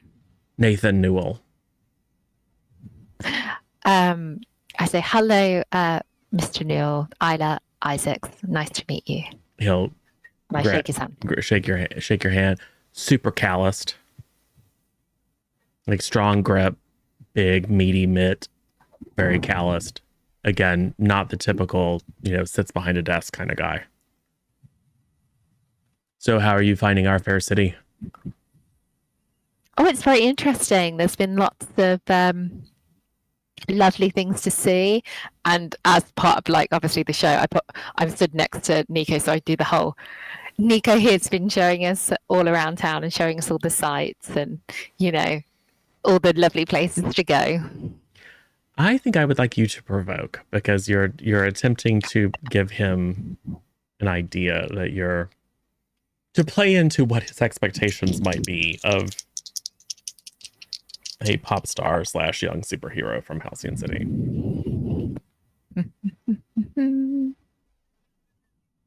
Provoke someone is superior. I rolled an 8. That is a 10. Okay. Minor bane, it's a 9. Okay. When you provoke someone, try to get to do something. On a 7 to 9, they can choose what they can instead choose one. They stumble, you take +1 forward. They err, you gain critical opportunity. They overreact. I would just say they err. I think Would they? Or you choose it? I think what makes the Can they most overreact? sense is that like he gets a little too interested. Oh, he's okay. Like, because you're absolutely playing into the stereotypical what you think he might expect. And he immediately kind of locks in and kind of starts monopolizing your time in the conversation. Not in a creepy way, but not in a creepy way, if you know what I'm saying. Mm-hmm. But in a, oh yeah, well, you're gonna love it here in Empire City. Oh yeah, Nico's a great kid, and yeah. Oh, I can't wait to show you. If you're looking to diversify your investments, if you're looking to do some good, there's a lot of opportunity here. And like he's like overselling the potential relationship on multiple fronts, but it does seem that he is mostly interested in convincing you that Singularity is a great partner for you. And it's like, oh, we should definitely set you up with some conversations with our brand marketing department, and it'd be really excellent to have, a voice for the younger generation who is fully bought into our vision for how we drive the next generation into a new world with lots of opportunity and prosperity. But the gist you're getting is that he's decided that you are indeed a valuable asset, and he's trying to schmooze you, and then is promptly ignoring everyone else. Cool. More hors d'oeuvres for me. Until he just casually swiping all of the food off of his plate. Can I pierce his mask? Yeah. Sounds like a good idea. Just for funsies. Yeah, that's a 14. Ooh. Yeah. I know villains. Yeah. I think the biggest one is, what are you really planning? Because I'm trying to get a vibe out on what exactly he wants from Resonance and Nico. He wants to get Resonance and Nico away from here. Yeah. And there's a sense that, like, for the rest of you, in his mind, you're already taken care of. Mildly concerning. But he mostly wants to get Nico and Resonance away. Beans. Cool. And you have other questions, right? Yeah, I've got 2 more.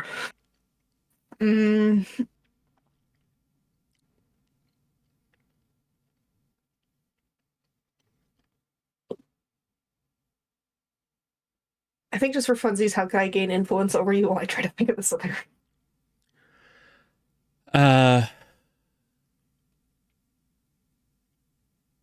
It's an instinct, but you think that if you play up your connection with your mother, the likelihood that she will be the next mayor of Halcyon City. Yeah.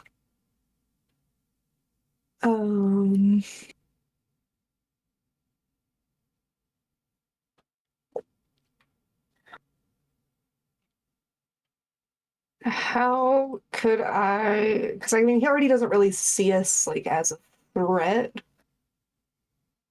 but It's not that he doesn't see you as a threat.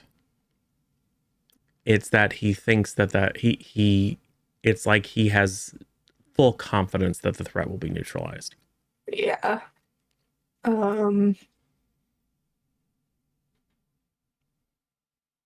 Maybe you could ask, how could you get to go on the R&D tour? Yeah. How could I get your character to also take me there? I mean, I'll leverage my connections with my mom if I need It's to. exactly that. It's Yeah. like if you say to him that you came along as Lala's friend, but also because your mother is interested in closer financial and political ties with Empire City as part of her campaign. Because talking about making change and progress for the next generation, that's very in line with your mother's platform, or I mean it isn't, but you can say it is. And you can play up the fact that as one of her most trusted advisors and as the voice on her campaign for what the younger generation thinks. Yeah, I could do that. Because I think I haven't been like outright saying anything, but on like social media and stuff, I have been like liking the posts and stuff like that, just not being like support my mom for mayor. It's just been a little more low key. So I don't know, maybe there's some point in the conversation where they talk about politics. Yeah. Like, oh yeah, the upcoming elections in Halcyon, my mom's really excited about it. She's pretty much a shoo-in at this point, but gotta play the game. And he will give you he will at first narrow his eyes and look at you because you've interrupted. And like as he turns away from Lala and looks at you, his face changes entirely. But then as he listens to what you say, it's like you can see the wheels turning in his head. Huh. Well, I think we could make some extra room in our tour if you'd like to come. Because you That can might report be back. You great. can report back to the future mayor. I'm sure she'd be very interested if there are potential connections here. She's always been a little more technologically inclined. Oh yes, Violet Scepter. Well, I'm sure with her experience, she will make a fine leader. She sounds like the right kind of person to lead Halcyon City into a new future. We all love a good redemption story, don't we? Mm-hmm. Yep. Yep. Great. Absolutely. All right. And and he'll just do this. It's like, we're gonna have 3 on the tour. Don't worry, I have some people come and sit with you two, so you won't be here by yourselves. That sounds great. Yeah, have another canapé. Anyway, well, I mean, let's face it, this is all just going to be a bunch of boring talking heads talking about how awesome everything is going to be and a bunch of, corporate rah-rah, etc. I suspect you 3 are really interested to see what's actually going on, right? Oh yeah, absolutely. Yeah, no need to wait around, no need to sit through all the boring speeches. Let's make our way over to the R&D facility now. Let's go. Ren's just gonna shoot a text message to residents going to assume at this point that Nico has been looped into the group chat. It's just going to say, be careful, stay in contact.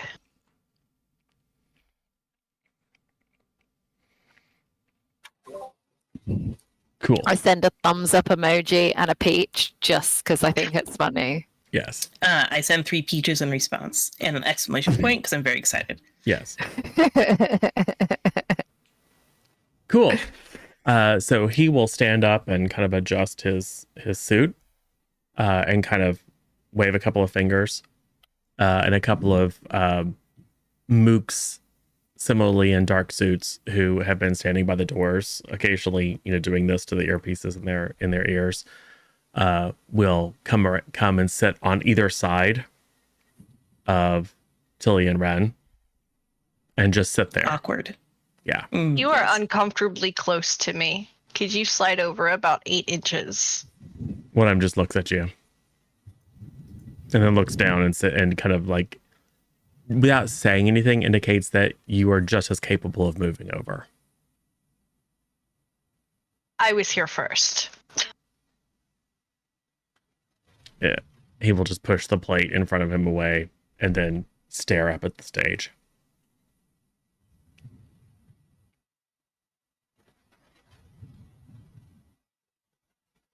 Sir, it's important that we express our boundaries with each other. And my friend Ren here just expressed that she would like another 8 inches of boundary space between you and her. So if you could scoot over, I would greatly appreciate that.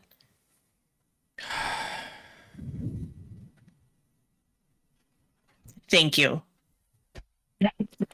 He moves 7 give inches. He Ren the moves thumbs 7 up. inches. Yeah. Oh yeah. Well, I'm sorry, sir. That was 7. That was 7 inches, not 8 inches. If you could do one more scooch, please. Thank you. And then just starts dropping on the Boundaries. table. These guys are for sure armed. You could see as he was jostling sideways the little lump underneath his coat jacket. Hey, I'm going to assess the situation now that they're all leaving. Oh, I'm having a great time learning about. I'm having a great time learning about boundaries right now because I got double ones. Oh, yay. So that'll be a 4. So I'll just take that potential. Okay. Like, there's Ren definitely going to be an attack or some giant unveiling of, and now you're all cyborgs or something, but who knows when that's happening, and we're just going to roll with it. Yeah.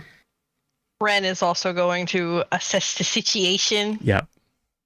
Let's see. That is plus superior, which we have a 1 in. That gives us 10 minus. That's minus both conditions, right? Only one of them should affect it. Okay. So if you have a condition that affects assess the situation, then that's good. Would be -2. You don't have one, so You don't have one. So that's Okay, just a 10. cool. So then we got Ask we your got a 10 on questions. that. Ask your questions. We are going to go with what here is the biggest threat. Well, it is a bunch of very wealthy, influential people all in one space. If you were looking to take control of a large portion of the economy and political and cultural landscape of Empire City, doing so here would make perfect sense.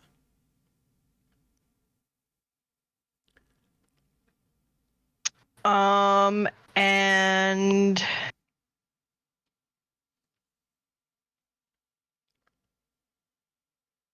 okay, so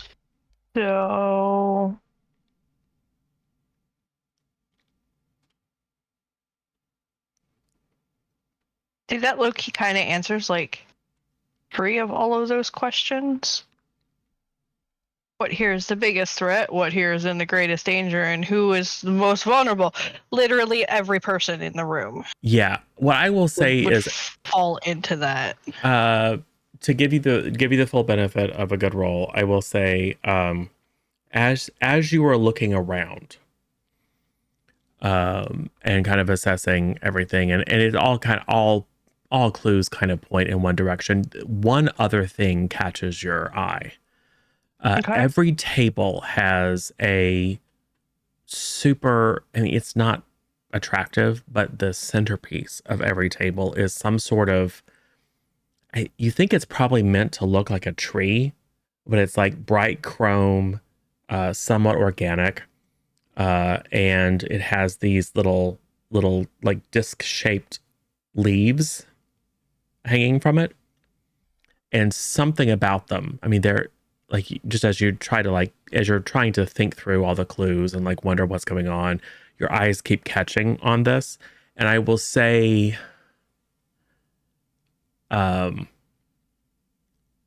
they remind you a little bit of a device that you've seen before, Okay. specifically the device that Dr. Darwin gave you. Remember, Dr. Darwin gave you a little disc that you could put over your implanted chip, from your Aegis chip. Uh-huh. And you probably like reach out and kind of toy with one of them, just as you're, Yeah. pretending not to look around and assess.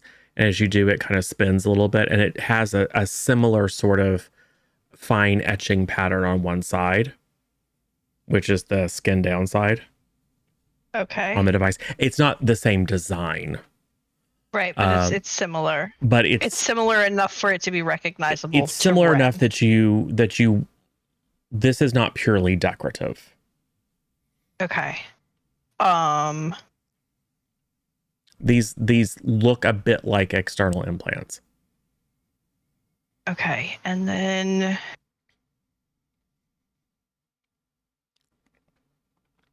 we're gonna go with who here is the most vulnerable. Everyone. Okay, so the whole room is in danger The- from these little The non trees. superpowered people in the room, the wealthy and influential people in the room. Yeah, Ren. Oh boy, how does Ren come out of this not sounding like a lunatic? That's gonna be great. She's just going to look down at her phone and pretend, she's surfing social media because gala speeches are boring. The jokes are lame. Well, it And all hasn't of started that. yet, but sure. But she's gonna start texting Tilly, like directly texting Tilly. Don't make it obvious. But check out this centerpiece in the middle of the table. It looks very, very familiar to something I was given. I'm concerned about the tree. Tilly responds with a tree emoji. Yes. Ren And is then- gonna sit there and nod, like she's just like focused on whatever's happening on her phone. Then the lights go down. Some inspirational corporate music starts playing. A big hologram of a glowing infinity symbol is projected above the room. And then a team of individuals, very smartly dressed, approach on stage, and everyone begins to clap, and the gala begins. Resident Spectre and Nico hear that as they're just as the doors close, you hear the opening fanfare and see the lights go off and hear the clapping. And then you are whisked relatively briskly to a set of elevators. Mr. Newell pulls out a card that he swipes and then leans forward as an aperture opens and it scans his eye, and you begin to descend.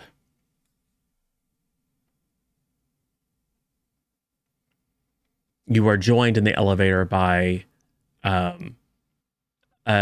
lady in a pantsuit who is just prattling on at you about the corporate values of singularity, about the history of singularity, of making the world better, a better place for the next generation, about all of their philanthropic efforts. She's clearly from the PR department. She's being very solicitous to everyone.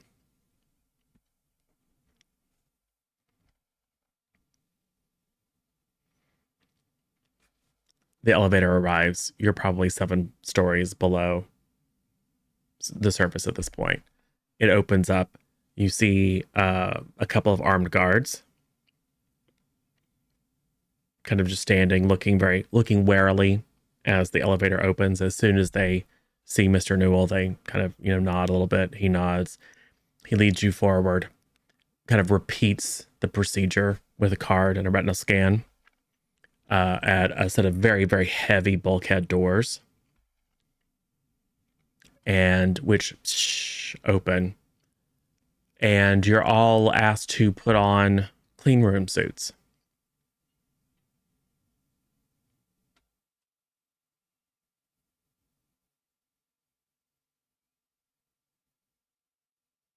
As the PR person is like, oh, and now we're going to enter into one of the manufacturing facilities where we experiment on the latest generation of cyber implant technology.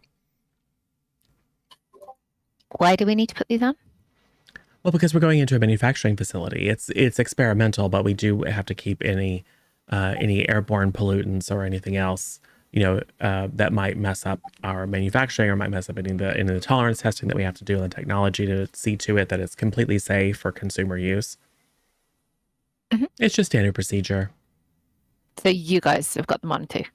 Oh yeah, they're putting them on. Okay. Okay. I mean, it's not full like hazmat. It's just like hairnets and the little white costumes and little booties over your little gloves and little booties over your feet. I pull a silk bonnet out of my purse, put that on underneath the hairnet. Right. The PR person will come over to you and help you. And he's like, oh, but you just look good at anything. I'm so jealous. Thank you.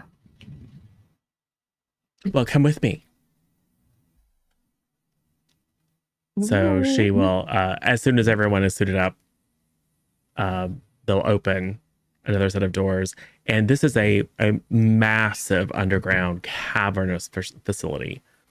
You can see a bunch of automated production. You can see some individuals that are similarly suited in clean room suits working on like 2-story tall structures. If Tilly were here, Tilly would probably be able to start deducing what some of this stuff does, but for you have no idea. It looks like a combination of, like, you've seen films of where like NASA testing the latest space probe, a bunch of scientists kind of around. You've seen like probably in school, or you've toured microchip manufacturing facilities. So it's a kind of a combination of those. It's just a very, very large scale.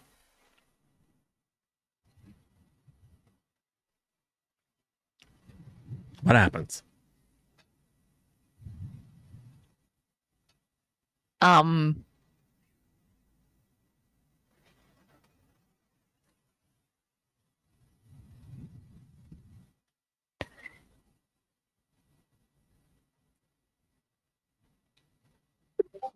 I would like to pierce the mask of the PR person.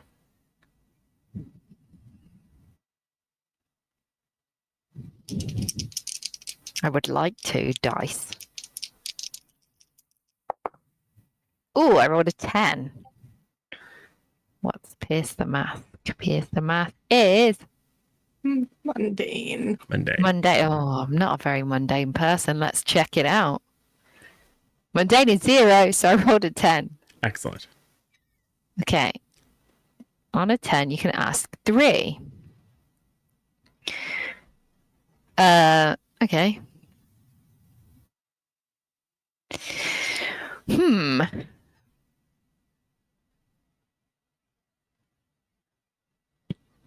What do you intend to do?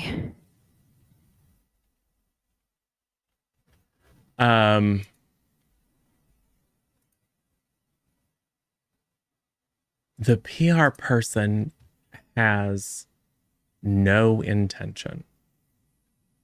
No intention. At all. at all.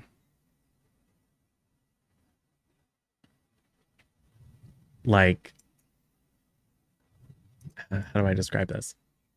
You're trying to get a read on the person and like, what are they setting up? What are they trying to accomplish? It's almost like they're reading a script for the first time. Like the facial expressions are, or it's like a VI avatar, right? Like like in some of the fancy shops in Halcyon City have virtual intelligence avatars that they're running a script, but they're really good at making it look like they're actually interacting with you, but it's just a very complicated virtual intelligence, but it has the same kind of depth as that. Every word she's saying, it's like it's just occurring to her, or she's parroting something. So she has basically no agenda.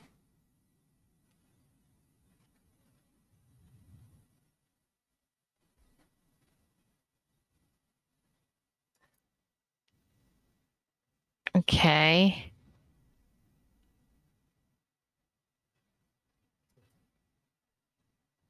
How can I get influence over you?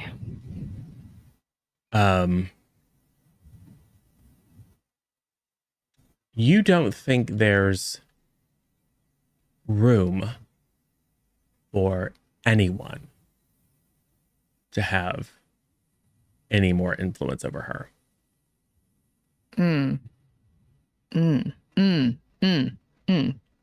Interesting. Interesting.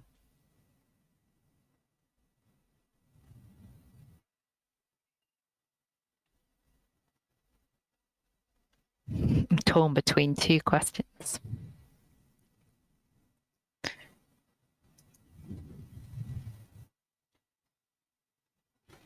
What do you want my character to do?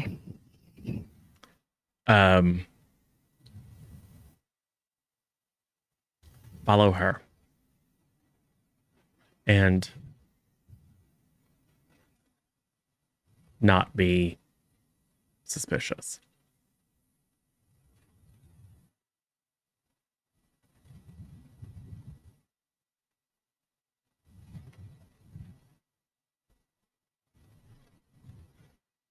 Okay.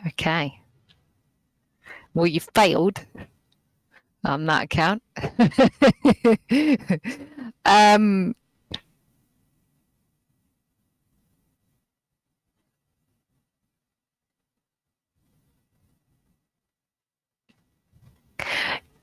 Okay, so I've asked all my questions. Okay, do you happen to have like a little ladies' room down here in this R&D situation? I just need to use the facilities. Oh, well, we're almost to our newest thing. Why don't we show you that? And then because we have to take off all the clean room stuff and then put it back on. We're almost there. Can you hold it for just like 30 more seconds? Look, as a woman myself, and you as a woman, you understand that it's not good for our health if we all right. holding things. All right. Well, we're I am here to serve your interests and I absolutely. So don't worry. Actually, why don't we all head that direction? Can't have the rest of you wandering around. That's fine. I'd take my friend Val with me anyway because us girls. Yeah. All right. Well, and she'll lead you in and she'll say, "Oh, it's just through there." Can I assess the situation? Yes. Yeah, I want to check that that's actually a toilet. Like, seems a little. Nope. I think it's definitely a bathroom. I got a 4. I'm looking to Take see that if there potential. is. It's fine. I got a 10. assess the situation All right. is, wait a minute, what is it? Superior. Yeah. So I rolled quite high because my superior is 2, so I got 12. Yeah. It's not the bathroom.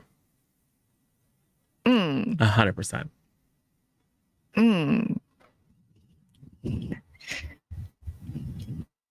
Okay.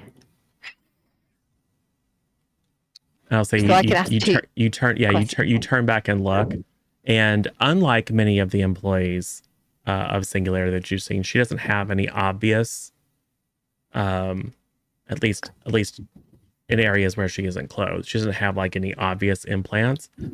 But you do see as you turn away to go, and as you turn back to just take a quick look, she kind of does a little bit of this with her collar, and you can see a disc sitting on her skin. As you turn around, she just kind of like twitches her collar back and smiles at you.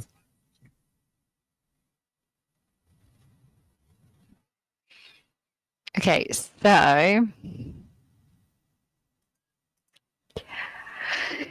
what here is the biggest threat? Whatever's in that room. There's not one of the particular people. I mean, Nathan Is Newell. in the room where she wants us to go. Yeah. Okay. Nathan Newell's probably a big threat. But they're probably all the people here are a threat. But I'm going to say you assess that whatever's in that room is probably the biggest threat. Okay. And who here is the most vulnerable to me? Maybe her. She's the closest. Okay. And she doesn't look super like combat capable. Okay. I'm going to roll to directly engage. Okay, put a pin in that. Roll it up so you know what the result is. We pop back. So it's probably a good 15 minutes of corporate yah. And please and entreaties, they literally pass a hat around for people to drop in cash and checks to raise money for the unfortunate of Empire City who can't afford implants or whose bodies reject implants, and continued funding. And then an individual will get up and say, I'm so and so. I'm the senior director of research and development. Thank you so much for all of your generosity and contributions. It really helps to ensure that our mission can continue forward. And we're pleased to announce that due to the investment of all of your wise investment in our company and our philanthropic initiatives, that we have made a significant breakthrough in making the benefits of cybernetic enhancement available to people who are not able to tolerate traditional implants. And I give you Project Helen. And as he says that, all the little tree sculptures in the center of everyone's table kind of light up from the bottom. These like swirling kind of lines of bluish light kind of trace their way up, like almost like veins, and then down into the individual leaves, and the backs of those leaves that have the kind of circuit board pattern begin to glow. Everyone kind of, ooh, ah.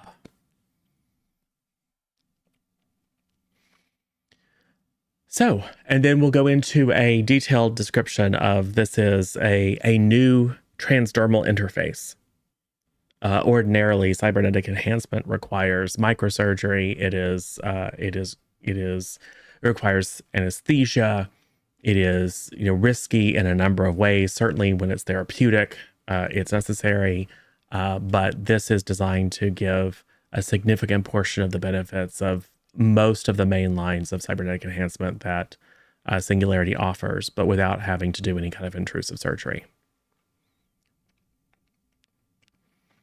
And then each of you has been given, if you look at the center of your table, this is not just a beautiful centerpiece. These are the first production batch. If you have level 4 or higher enhancements already, completely unnecessary, but for those of you who don't, for a variety of reasons, feel free to take one and try it on. You see people kind of go, oh, ooh, cool. And you see a few people who are clearly super modified go, oh, I don't get to use one. Oh, but you can take it home and share it with your loved ones or your children. I mean, here in Empire City, we still have those pesky laws that prevent anyone under the age of 13 from being enhanced. We anticipate that those laws will change, though, with all of your help.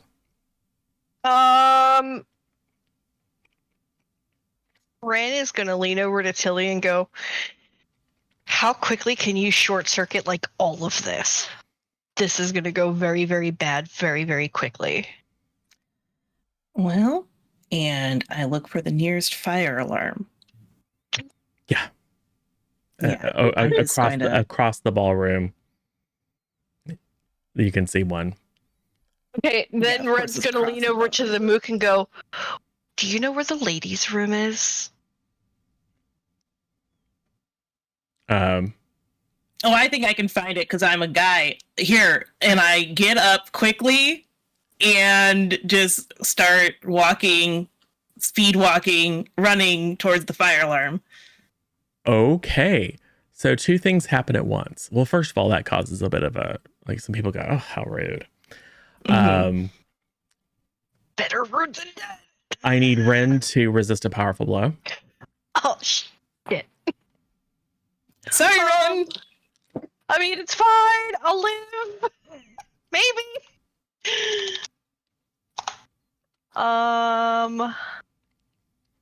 We got a we got a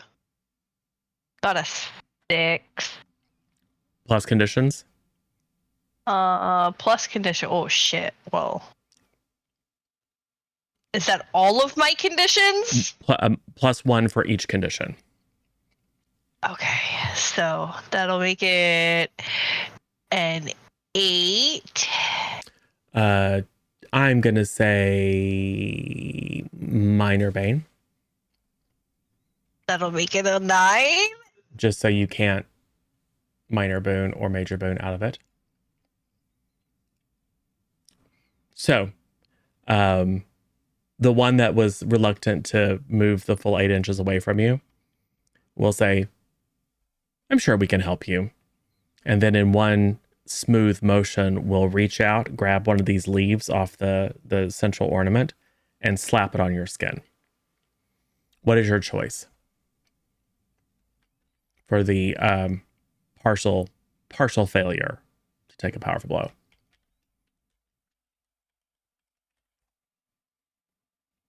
Oh, I have to use a major bane. Sorry.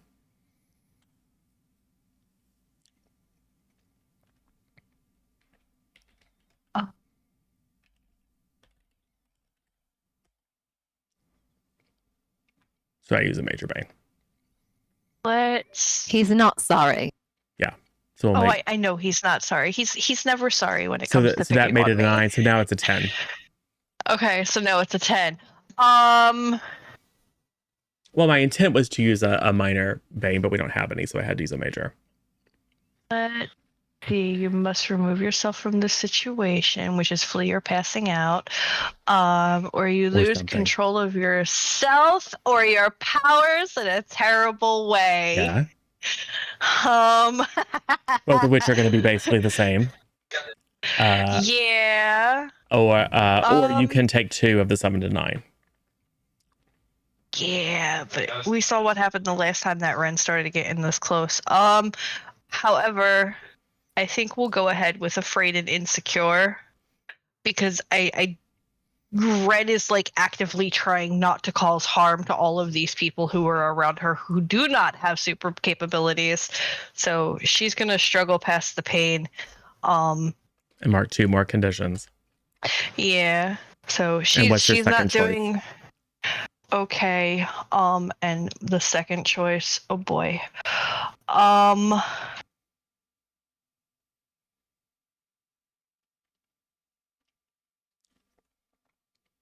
We are going to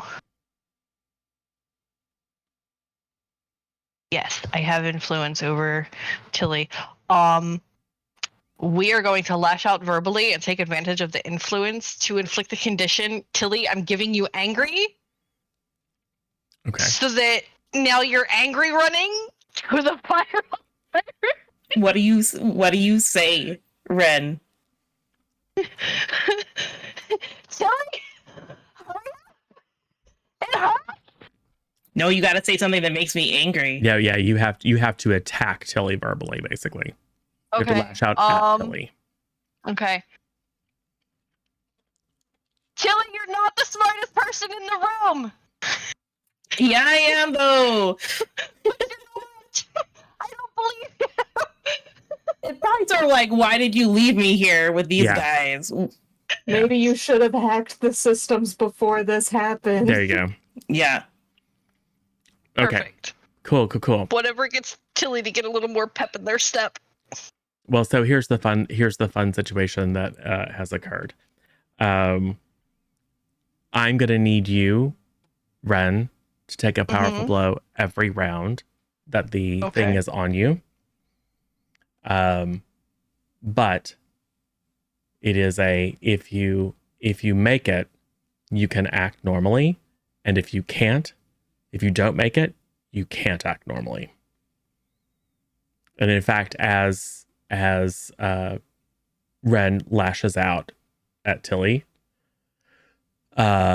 she begins to haltingly move in Tilly's direction. Ren, you were filled with an imperative to stop Tilly at all costs. Back deep underground, Resonance has decided to go ahead and attack the PR person. What happens?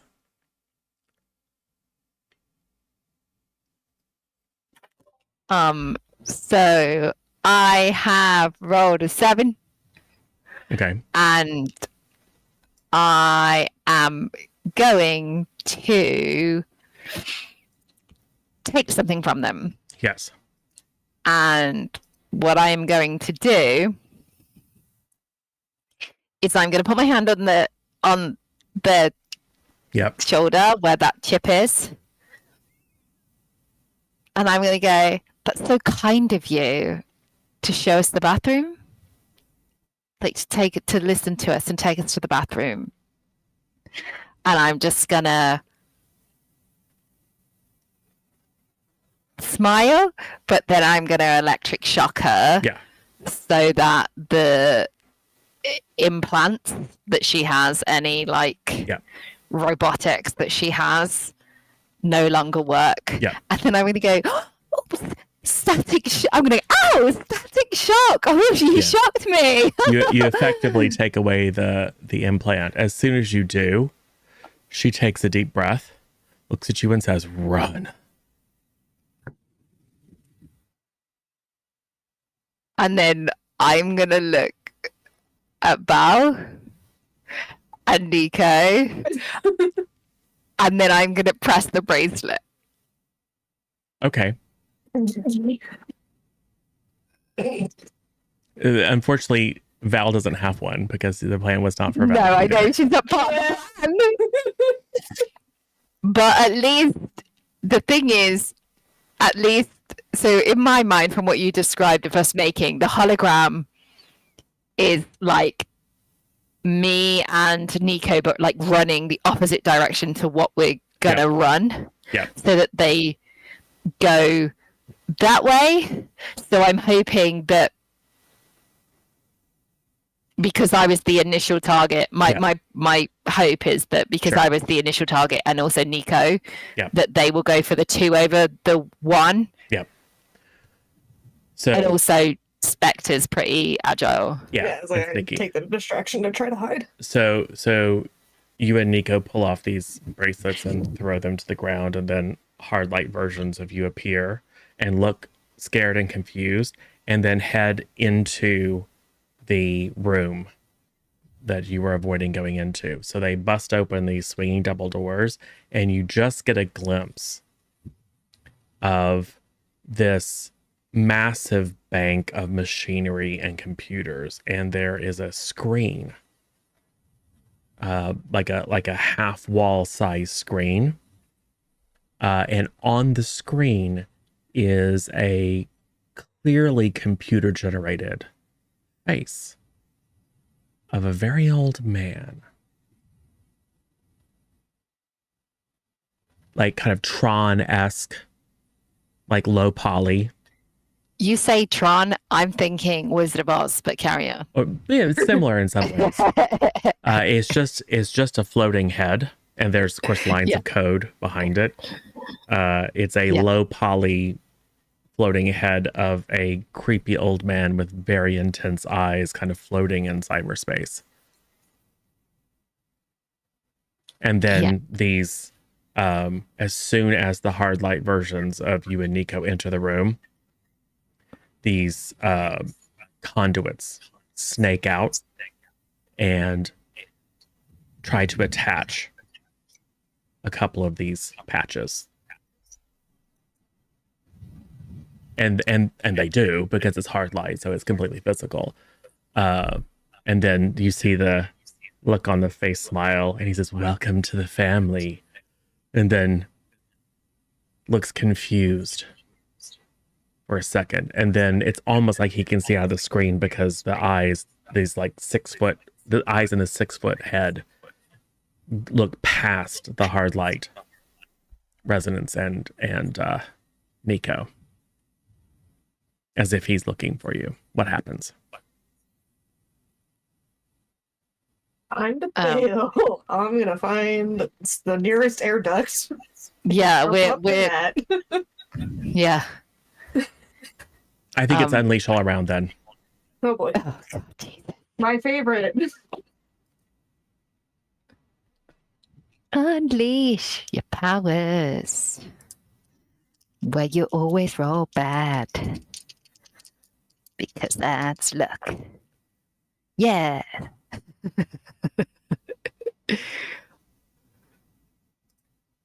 What are the results? Gonna use a major boon. I good don't idea. want to tell you.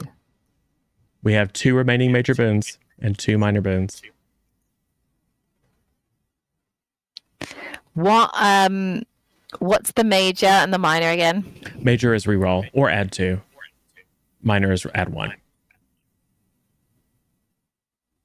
And it's reroll up to both. So if you like rolled a 6 and a 1, you could reroll the 1, keep the 6. Yeah. Minor boons. Well, I think to save our how many major boons? We got 3. Yeah, now Minor SJ just kicked in So another one. we're So back up to 3. Yeah. Oh. I'm using another one. Oh. What about team? Can we use team? yeah. Because I've got 6 basically, and I don't think it's worth. Yeah, I can use a team to help. Yeah. Okay. That one was finally better. I got a 10. Okay. Took 2 failures, but we made it. And then as I'm getting into the air duct, I'll just like shoot back down, grab Rez, and yank her up in with me. All right. And then go and just start like army crawling through. Yeah, I think I think that residence, if there is a condition you can take that makes sense in this moment, you should probably do it. I think I'm gonna take afraid, because that was pretty scary. Yeah.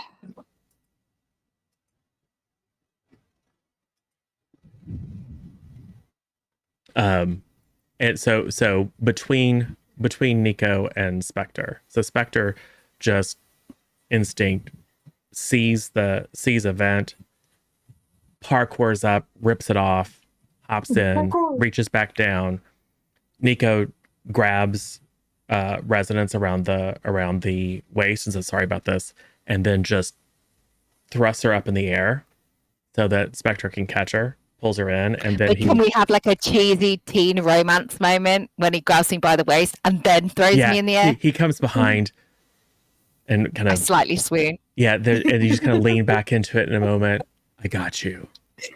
And then he super athletically throws you up, and you're like, ah, and then just like catch Spectre's hand, and then he'll telekinetically leap up. As soon as you guys are clear, he'll telekinetically leap up. You hear the voice of the old man on the screen. Shoot them! Shoot them before they get away. We can always put them back together. Oh no. And the Gross. various scientists pull out Uzis and begin spraying the ceiling of this facility with bullets. As you are all elbow crawling through this vent, it's being punctured and perforated by submachine gun fire. Very dramatic. Back up on the surface. Ren, are you under control or not? That's a negative.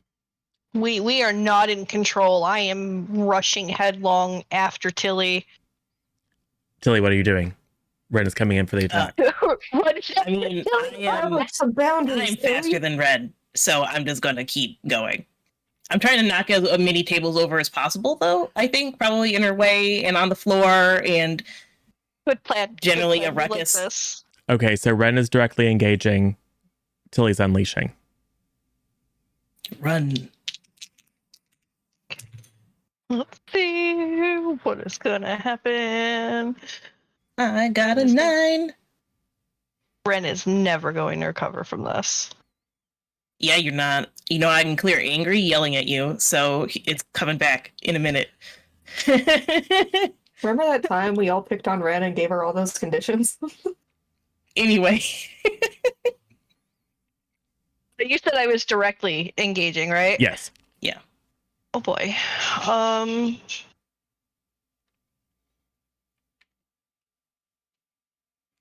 That is And don't apply a- any conditions that would have a negative on this.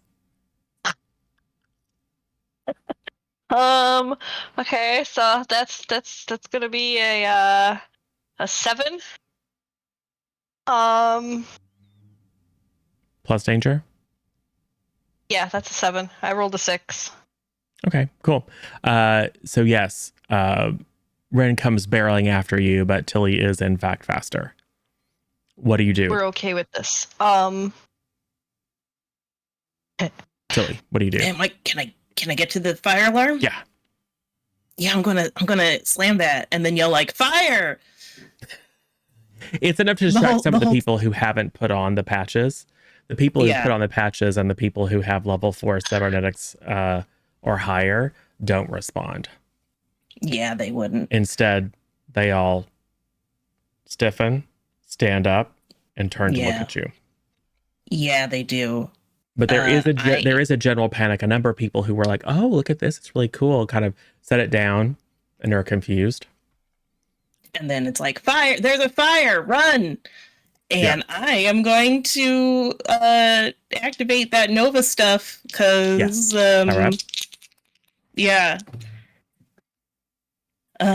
a 9, which isn't the best, but not the worst. What do I do with that? I think I add more conditions so that when I do it a second time, it'll be exciting. Yeah. Yeah, I do. I'm worried about Ren. You add a condition and holds 1. Or is it hold 2? You should be. Still hold 3. Hold 3 and add Hold a 3 condition. more Right, condition. right. Yeah. Yeah, I'm going to enforce some boundaries. When Ren directly engages Tilly again, my next power is in a China shop. I'm going for collateral damage as well as Tilly. Yeah, for sure. Yeah, I'm sure. I am going to use the moat, which is probably going to hold back the threats that aren't Ren, because I assume that she's just going to be too powerful to avoid with that. So that will stop all the cybernetic people from moving. Yes. Ren, are you in control? No, we are just most definitely not in control. Not with all these conditions. Cool. We got a 10. Yep. So directly. Yeah, could you roll snake eyes, bro? So directly engage with bull in a China shop. Yeah. So.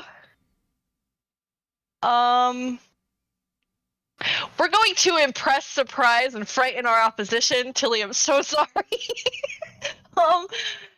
And Don't worry, I'm already this afraid. this is just going to be like the fear that is going to invoke is Ren as she's charging through. She's just, punching these tables, completely obliterating them. Her fists are lit up with her energy blasting powers. And then anything that Tilly throws at her, she's going to resist and avoid. Yeah.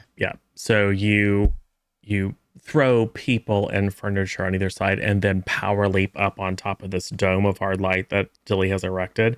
And then just with both telekinetically enhanced fists, whack the top of it. And Tilly, you can see cracks in the hard light. Rude. Down below, crawling through the vents, what happens? Nico says, we've got to find some way to disrupt this. We can't just leave. Yeah, no, duh. You probably are getting a series of frantic texts of like, Ren's crazy. Oh no. And then like a lot of half-finished words because Tilly can't concentrate on it. Text to speech, so it just starts turning into like we don't understand what it says anymore. It's just a bunch of words. Yeah. Okay, so I mean, do we think that center room is where everything is bad? Because we gotta figure out how to get over there, and then I don't know, wreck shop. Tilly sent the most important one. Ren's crazy. Yeah. So yes, we'll say, I mean, it's the now getting back up to the top might be complicated, might require some like figuring things out, but like, especially since you can see out of vents, you can see like through holes that people are blowing with the machine guns. You know that if you take this branching to your left, it will take you directly over that room. So it's quite easy. So do you decide to go in that direction? Hey Nico, how good are you at making bombs? Out of the variety of random crap that I have in my bag. Oh, yes. Great. Crawl over there and give Nico the supplies that Spectre probably carries around. Okay, cool. Yes. So he is going to improvise an EMP. Yeah. But it's going to take more than that. So it's going to take the three of you. If Nico can tell me which is the main computer, I can try and overpower it. I think we just got to blow the whole thing up. But if you throw the bomb and I try and overcharge the electrics, and then Spectre can physically smash it.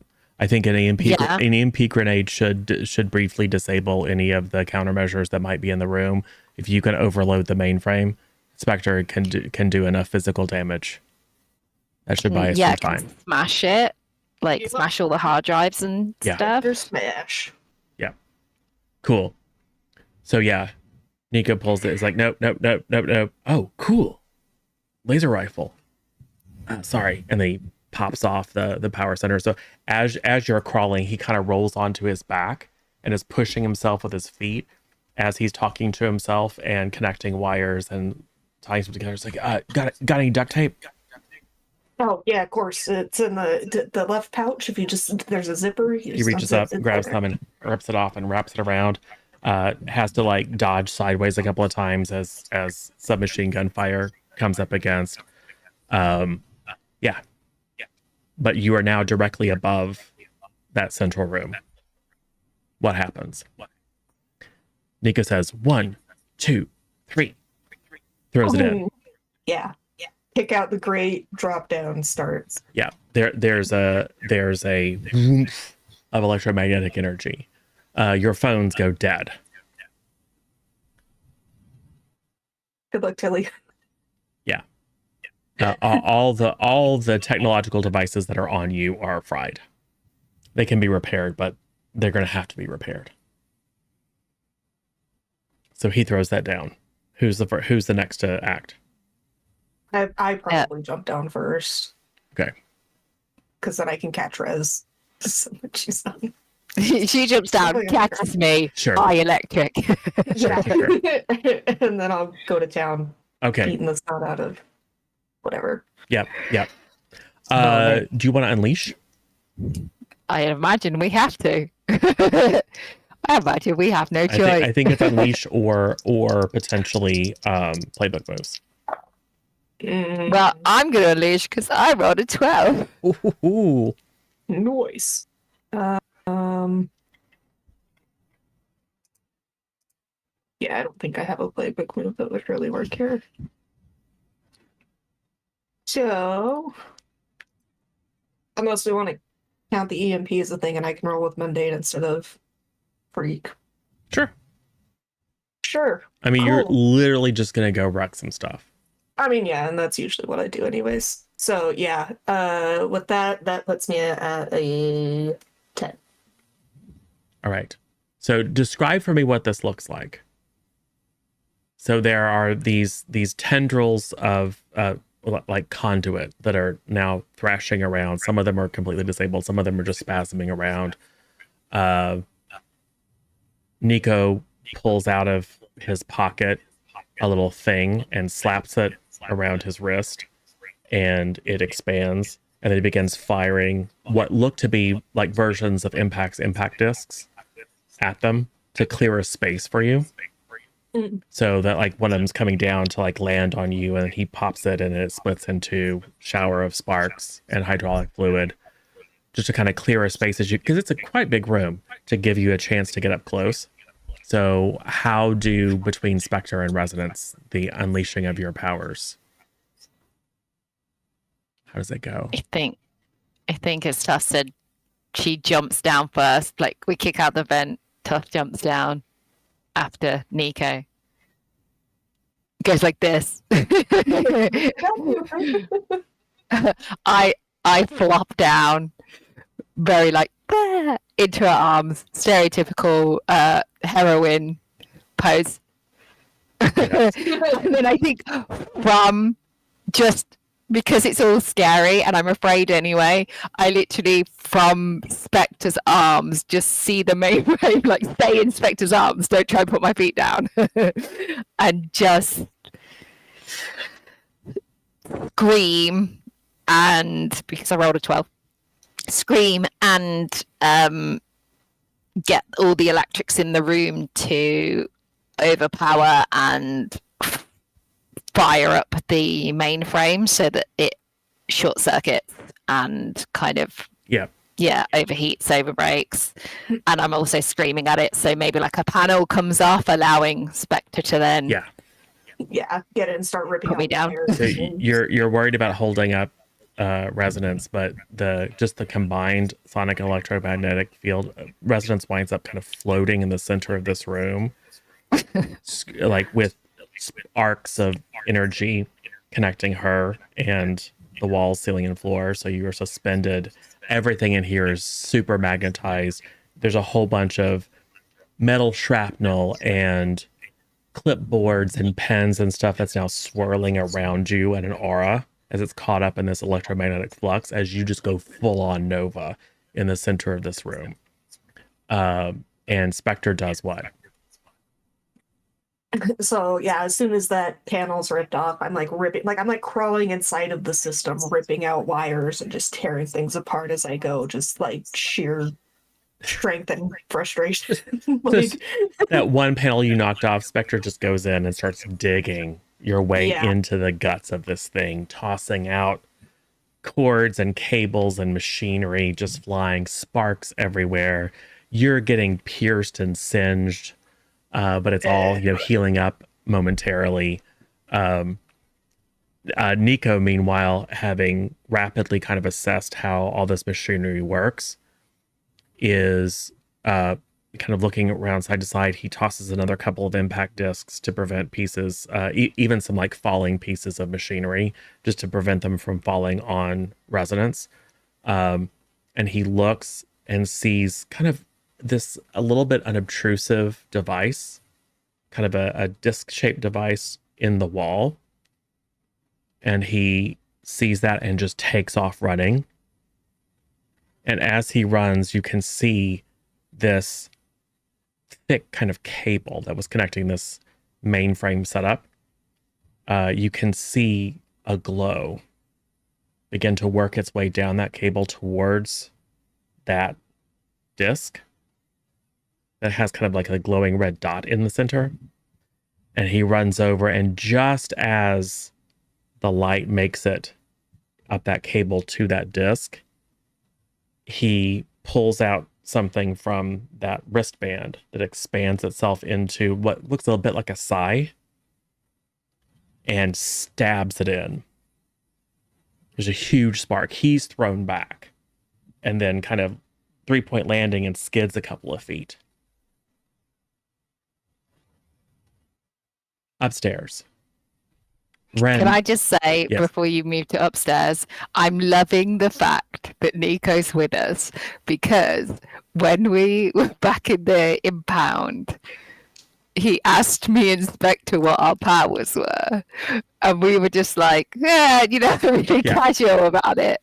Like, not really. But Ren attempted to jump the thing and failed. Yeah. Tilda and basically him geeked out. So he didn't really know what me and Spectre did. And now I've just got a full on supernova and I'm floating in the room Yep. with all these things around me.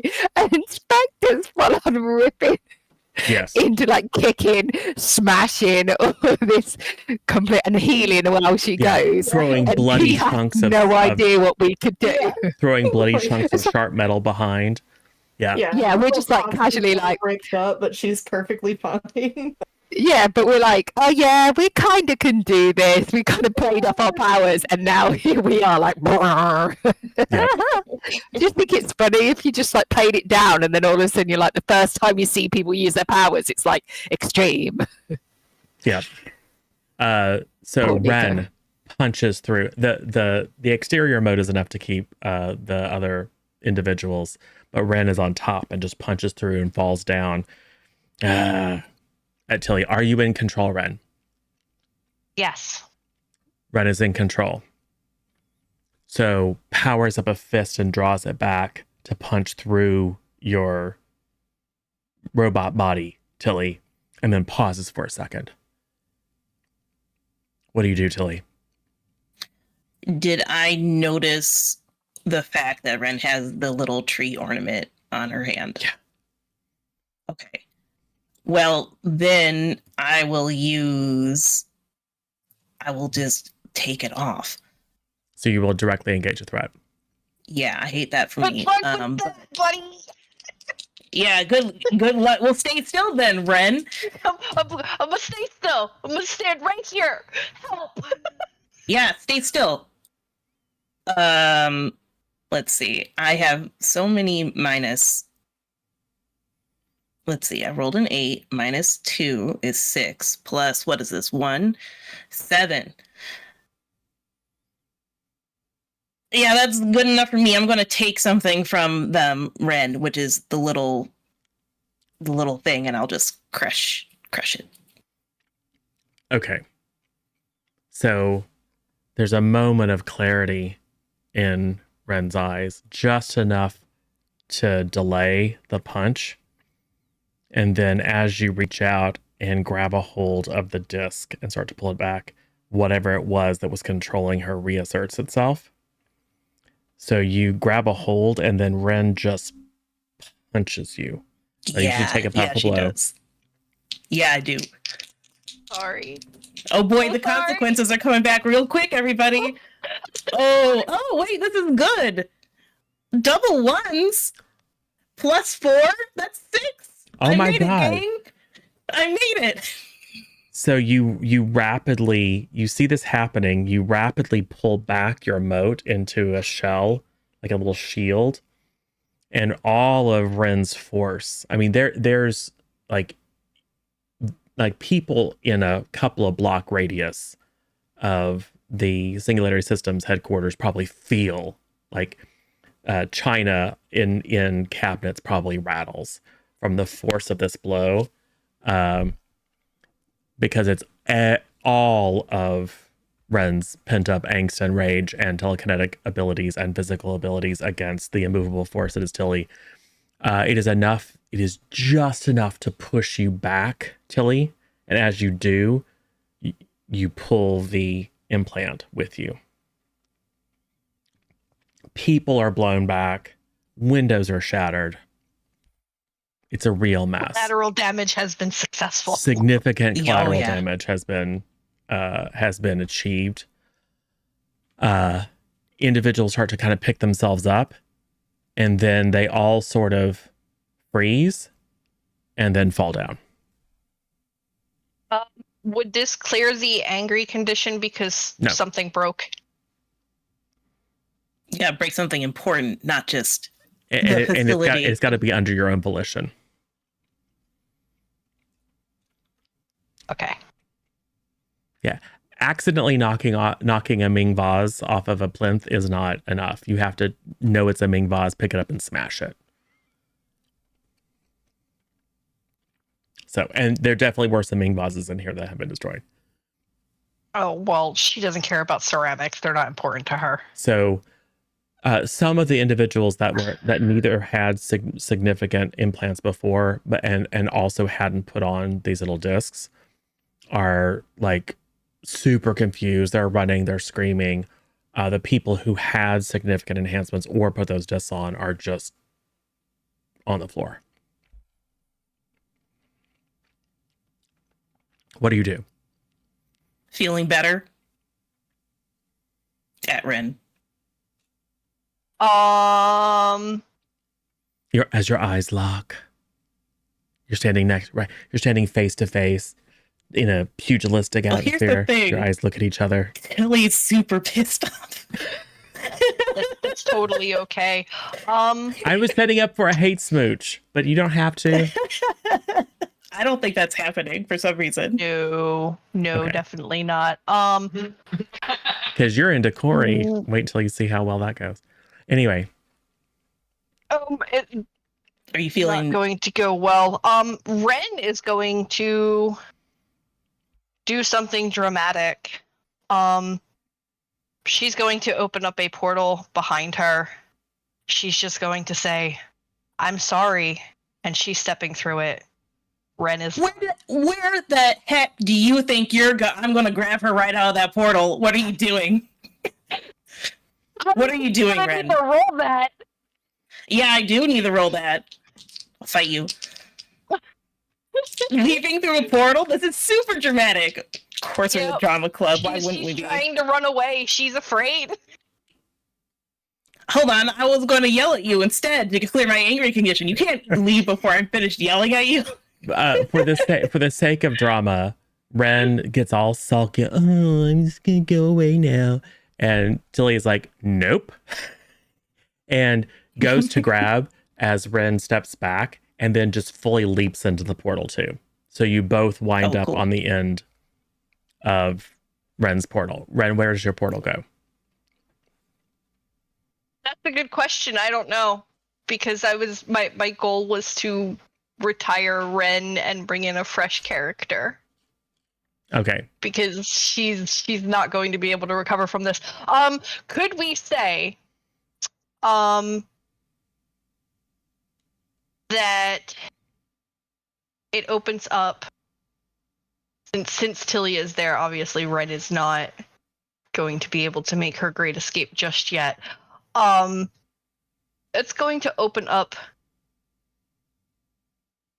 we'll say, like a block away, only because Tilly's there. On top of a building. Yes. Cool. So portal opens, you two appear on top of the building and are about to have a conversation. Resident Spectre, Nico. What's happening? The same effect. Any of the people who had patches or cybernetically enhanced, which is basically everyone, is either on the ground or just like super disoriented. And Nico's go, I don't know if I got there in time. I think I did. Crawl back out of the thing. I think you did good. It's probably fine. It all works out anyways. We he'll- help Nico up. Oh, he's fine. He actually looks at, and so Resonance has just poured all of her energy and is still floating. And now as it starts to fade, starts to fall, and Nico just runs and dives and grabs forward and kind of grabs you and then falls to the ground with you on top so he can shield you from anything. And then there's an awkward moment where he, you were awesome. Yeah.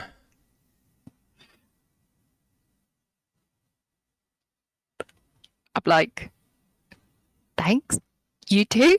I just roll away from him and stand up. And he kind of, yeah.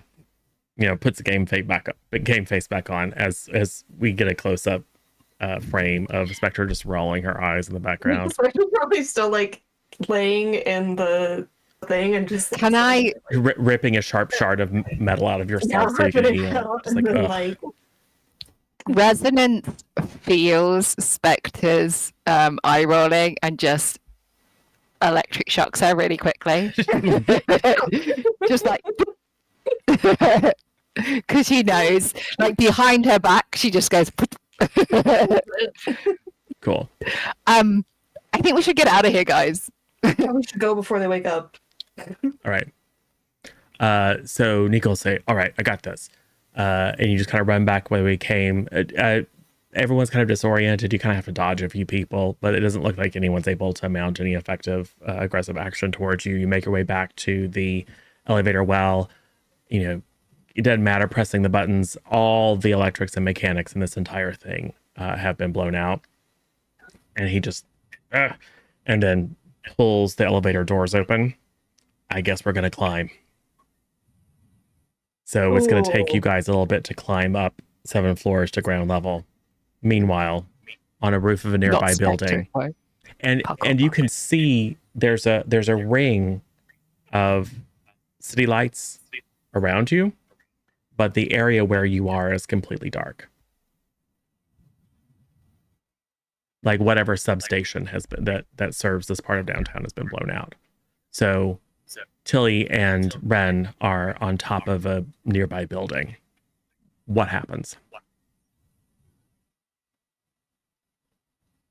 You're just going to leave? Yes. Why? You insult me and then just say, I guess I gotta go. Thanks for unmind controlling me? Yes. Exactly that. I don't understand, Ren. If you had not grabbed that thing off of me and pulled in your shield, I would have destroyed you. That's all I wanted to do was destroy you, and that is not an okay place for me to be. I do not belong on this team. I do not belong anywhere near people. I need to leave. Ren, I'm literally the most destroyable and put back together person on this team. It's happened before. It'll probably happen again. I don't think you need to worry about that. Not Everyone worry gets mind about control from attacking. time to time. Not worry about attacking my friends. That's a hard no for me. I can handle myself. They can handle themselves. It's fine. We're supposed to be here for each other. One of them. What if it had been? What if it wasn't you? What if I had, swung on Spectre like that, or Resonance like that? The only person who could have countered it is not here. Well, if you hung around with me more, I'd be there the whole time. But obviously, that's not something you wanted. I don't know what I want. Yeah. Maybe you do need to spend some time and figure that out.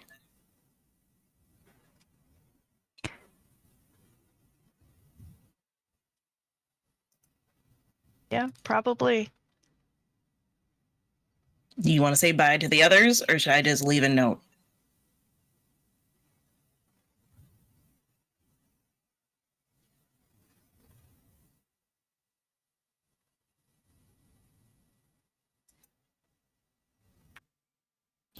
We wait.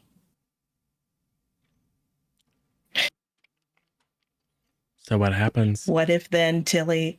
I don't know. Does Ren leave? You leaving a note? You gonna say goodbye? I don't know. Because I know if I tell them, they might try to talk me out of it. And they might give me reasons to stay just as good as yours. I don't want to hurt anybody. Well, except the people who deserve it, because they deserve it.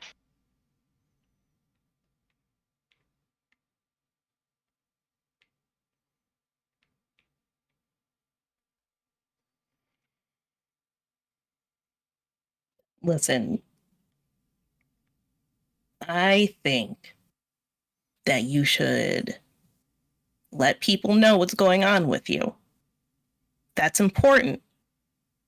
As a hero, to always make sure people know what's going on with you. If you need to take time for yourself to get in the right headspace or make decisions about what it means to do hero stuff, then so be it. But I think it's best to have like an honest conversation about it instead of leaving.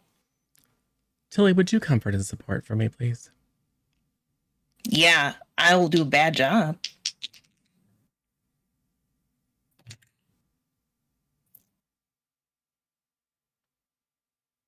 Four. Yeah, that's definitely a bad job. Yeah, you do not hear it. I mean, you hear the words, but it doesn't reach you, Ren. So what does Ren do?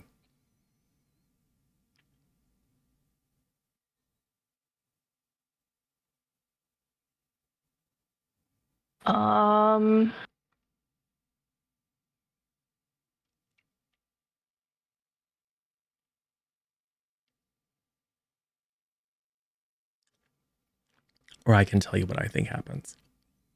Yeah, go for that, because I don't know. I think what happens is that Ren bows her head. And for a moment, Tilda feels like, oh, we connected. And then a portal opens behind Ren. And Ren just says, I'm sorry. And is gone. Flash forward to emergency services are around. The press is around. There definitely was a terrorist attack on Singularity. The pro-humanist anti cybernetic enhancement forces in town are summarily blamed. Tilly is just kind of wandering around an alley and then hears a clang as a manhole cover is thrown off into the alley. And then very dirty, sweaty Nico, Spectre, and Resonance crawl out. Oh, that was disgusting.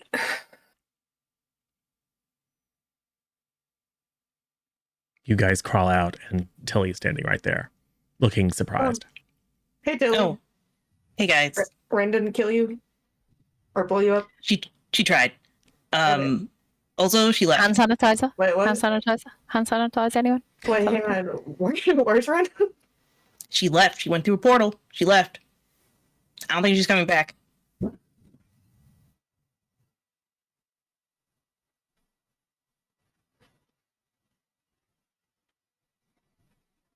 I tried to tell her that she needed to tell you guys, and I thought that she was going to listen, and she didn't. She just left. The first deadlock leaves, and now Ren's gone. I don't know. Am I doing something wrong here? Whoa, Tilly, no. No, this is not your fault. Look, Ren's got issues. I mean, we all do a little bit. But, I mean, I think what she did was wrong. She should have told us. But, I mean, we could all respect if she needed some space. But this is not your fault, Tilly. Like, she was going to. She told me. Well, I guess I kind of forced her hand by hopping through the portal with her.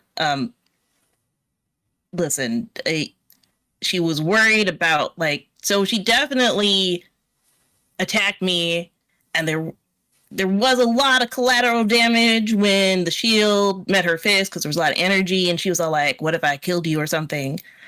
But I was like, that happens whenever, it's fine. And she's like, but what if I hurt them? And she's like, I don't know what to do. So she just left. I don't know. I'd say you could ask her, but oh, has Ren blocked me on the? Has she left all the group chats? She sent one message, and Ooh. that was only to Val. His phone is not working. Well, Yeah. she'll get it eventually. But I 3 weeks guess it later, can go like, in the "Oh, group no." chat. I guess it can go in the group chat. And it's just going to be look after the cats. Okay. Well, we'll hold that because right Yeah. now all your electronics are fried. Yeah. Tilly's and systems she- are fine, but Yeah, and she's not. I think she left all of our chats and stuff, so I don't know how to get a hold of her. Even if she wanted to come back, like, do we need to go find her? I guess I said she probably need to find some time to think things over, but I mean, like, Tilly, if she wants to find us, she knows where we are. She knows how to get a hold of us. I don't think there's really anything else that we can or should do. I think trying to drag her back is just going to make it worse. Nico will step forward and put his hand on your shoulder, Tilda, all pro like, Okay. and just say, sometimes people have to walk their own journeys. Sometimes if you care about someone, you have to be willing to give them the space they need to figure things out. Sometimes they do and they come back, and sometimes they don't. oh yeah, bro, boundaries. Yeah. I get it. All right. We should probably leave. Yeah, we broke a lot. We broke a lot of windows. I assume the power outage is It's still on. It's still what going on. happened, and Yeah. and then you guys can explain everything you did. Yep. We'll say you just walk back to where there's electricity, or you can find a shop to go in and call a car. Oh my god, no, Spectre has a hoverboard. Let's go. Perfect. Everybody on the hoverboard. Juice Yeah. it up. We're acrobaticsing on a hoverboard. It'll be great. A combination of a hoverboard and a hard light unicycle. Yeah, Almost like what if you're a I just tipster. push the hoverboard for Yeah. extra speed? Yes. Yeah. Yeah. So you make your way back. The hotel where you're staying actually has power. You go back up. It's a little solemn. You pack things up. Slasherella is like, she's got a full face of makeup on. She's very dewy. She's had some treatments. Oh, you guys leaving? Yeah. Cool. Well, it's nice to meet you. Where's the other one? Nice to meet you too. She's I don't know.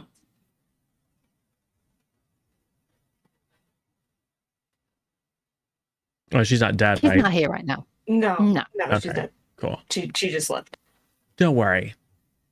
I'll keep an ear open. And Thanks. I cannot promise what I will do if she tries to be Slasherella again. I don't think she's gonna try to do that, and I think you're a little too hung up on it. You're fine. Your Nana knows. Your Nana knows. And that's the main thing, isn't it? That's a good point. All right. Well, thanks for all this. I feel like a pretty Abby. princess. You look gorgeous. And she'll take off. My jet or yours? I mean, mine's still here. Yours. All right. Yeah. So I think we should go to the impound. I don't think we should go back to our base for now, because Yeah. we don't know what the implications of all this are right now, and She Devil knows how to contact yeah. Nico, and I just think we can't. It's not safe here right now. We don't know really what's going on. Yeah. So you're on the jet, and a call comes through. It's She Devil. She's like, "What did you guys do?" And you give her the briefing, and she's like, "Well, it looks like whatever was going on, you were able to disrupt it. Do we have any intel that it might actually have been the puppet master?" There was a creepy floating old man head on the screen, if that helps. And Yeah. he wanted to welcome us to the family and control us, and people were controlled by things like a chip and stuff like that. So I mean, it kind of leans towards Puppet Master for sure. Yeah. That would explain why he's able to be around long after anyone would have been dead, if he somehow found a way to upload himself. And Nika will say, I saw the signal trying to get to a port on the side of the room. I think I destroyed it in time, but I can't be sure. And She Devil says, well, we'll keep an eye out. If he wasn't able to escape, we should be fine. If he was able to escape, he should lie low a little bit, just based on his prior MO. Worst case scenario, we now have better intel about what's going on with him. We have avenues that we can monitor for additional threats coming from the Puppet Master. So it's not awesome news, but it's good work to all of you. If you find yourselves in Empire City again, my doors are always open. And if you ever need help in Halcyon City, just call. Thank you. Okay. And then you'll hear a couple of voices and she'll say, oh, there's some people here who want to say goodbye. And kind of cramming into view, you see Corey and even Kid Commando's there, who's just kind of looking sullen. I think you probably heard him say like 3 words. He just kind of like does one of these. Matrix is like, hey, did this stuff work? You know, it's like very kind of whatever. Charade is sort of like, it was a pleasure to meet you all. Maybe not quite won over, but there's a little bit of a friendly goodbye. If you ever come back, come hang out. Tilly, great. It was great working with you. I'd love to pick your brains more about adding hard light constructs into some of my repertoire. Super fascinating with technology. Maybe sometime I can come and visit. Maybe we could, compare notes. Yeah, that'd be fun. All right. And then She Devil will say, okay, get out of my office. I actually have business to do. Goodbye, kids. And then he closes. And then we see a long shot of the jet kind of flying over the clouds and then just at the far end of the horizon, kind of below, with the sun setting behind you, we can just see as the Terminator of Night moves, just a little bit of glow and a few skyscrapers peeking through the clouds as you approach Halcyon City. The camera then swoops down through the clouds, where it's a little bit darker, and kind of over the rolling countryside. There's some lovely mountains up to the north and west, and then snaking through a forest is this highway. And on the highway is a convoy of trucks. And as the camera gets closer and closer, it actually goes through the ceiling of one of these trucks, in which there are a bunch of crates. And the crates are marked with the infinity sign of singularity. And then the camera goes through that. And inside the crates are stacks and stacks and stacks of these discs. And then fade to black.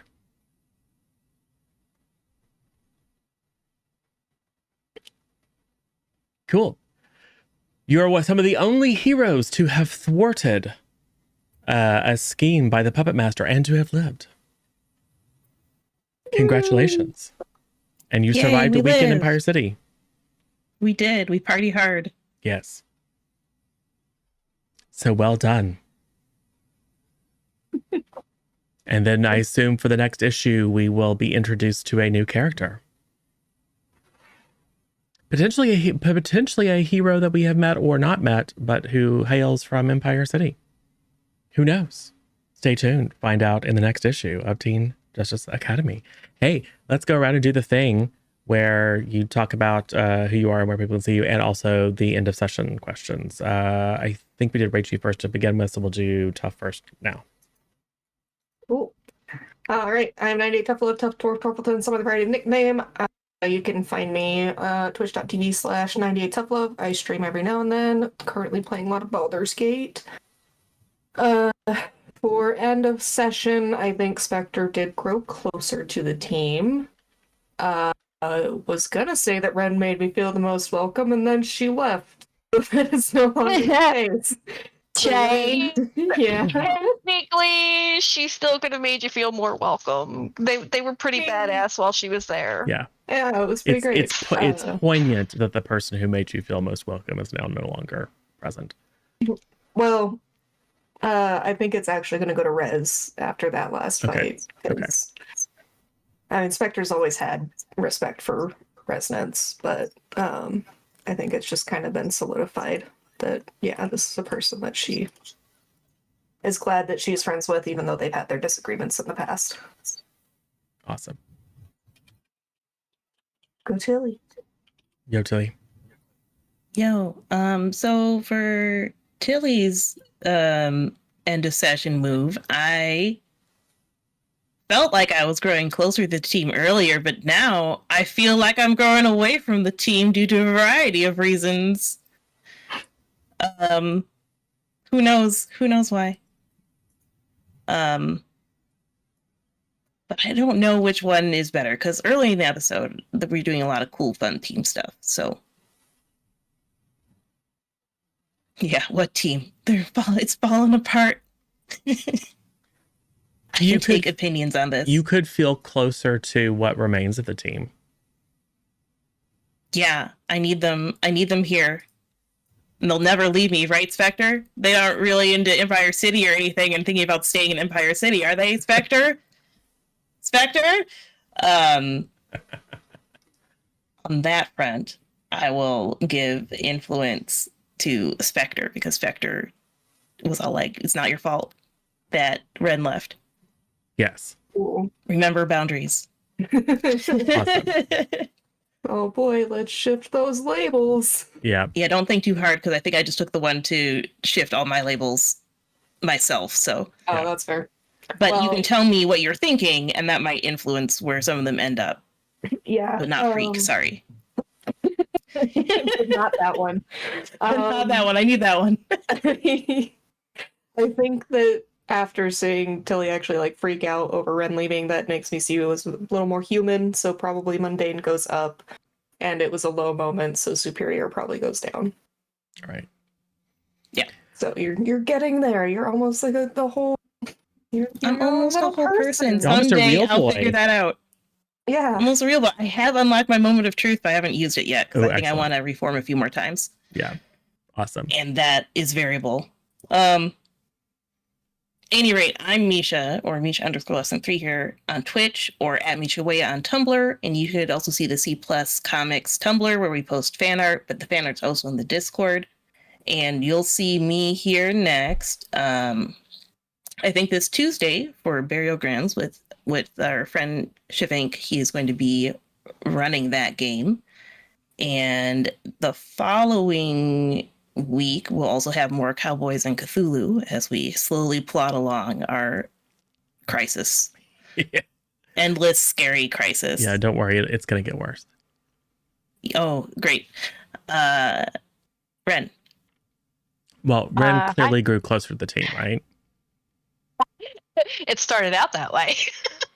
And then she started growing into her own image, and now she's grown away from the team exponentially.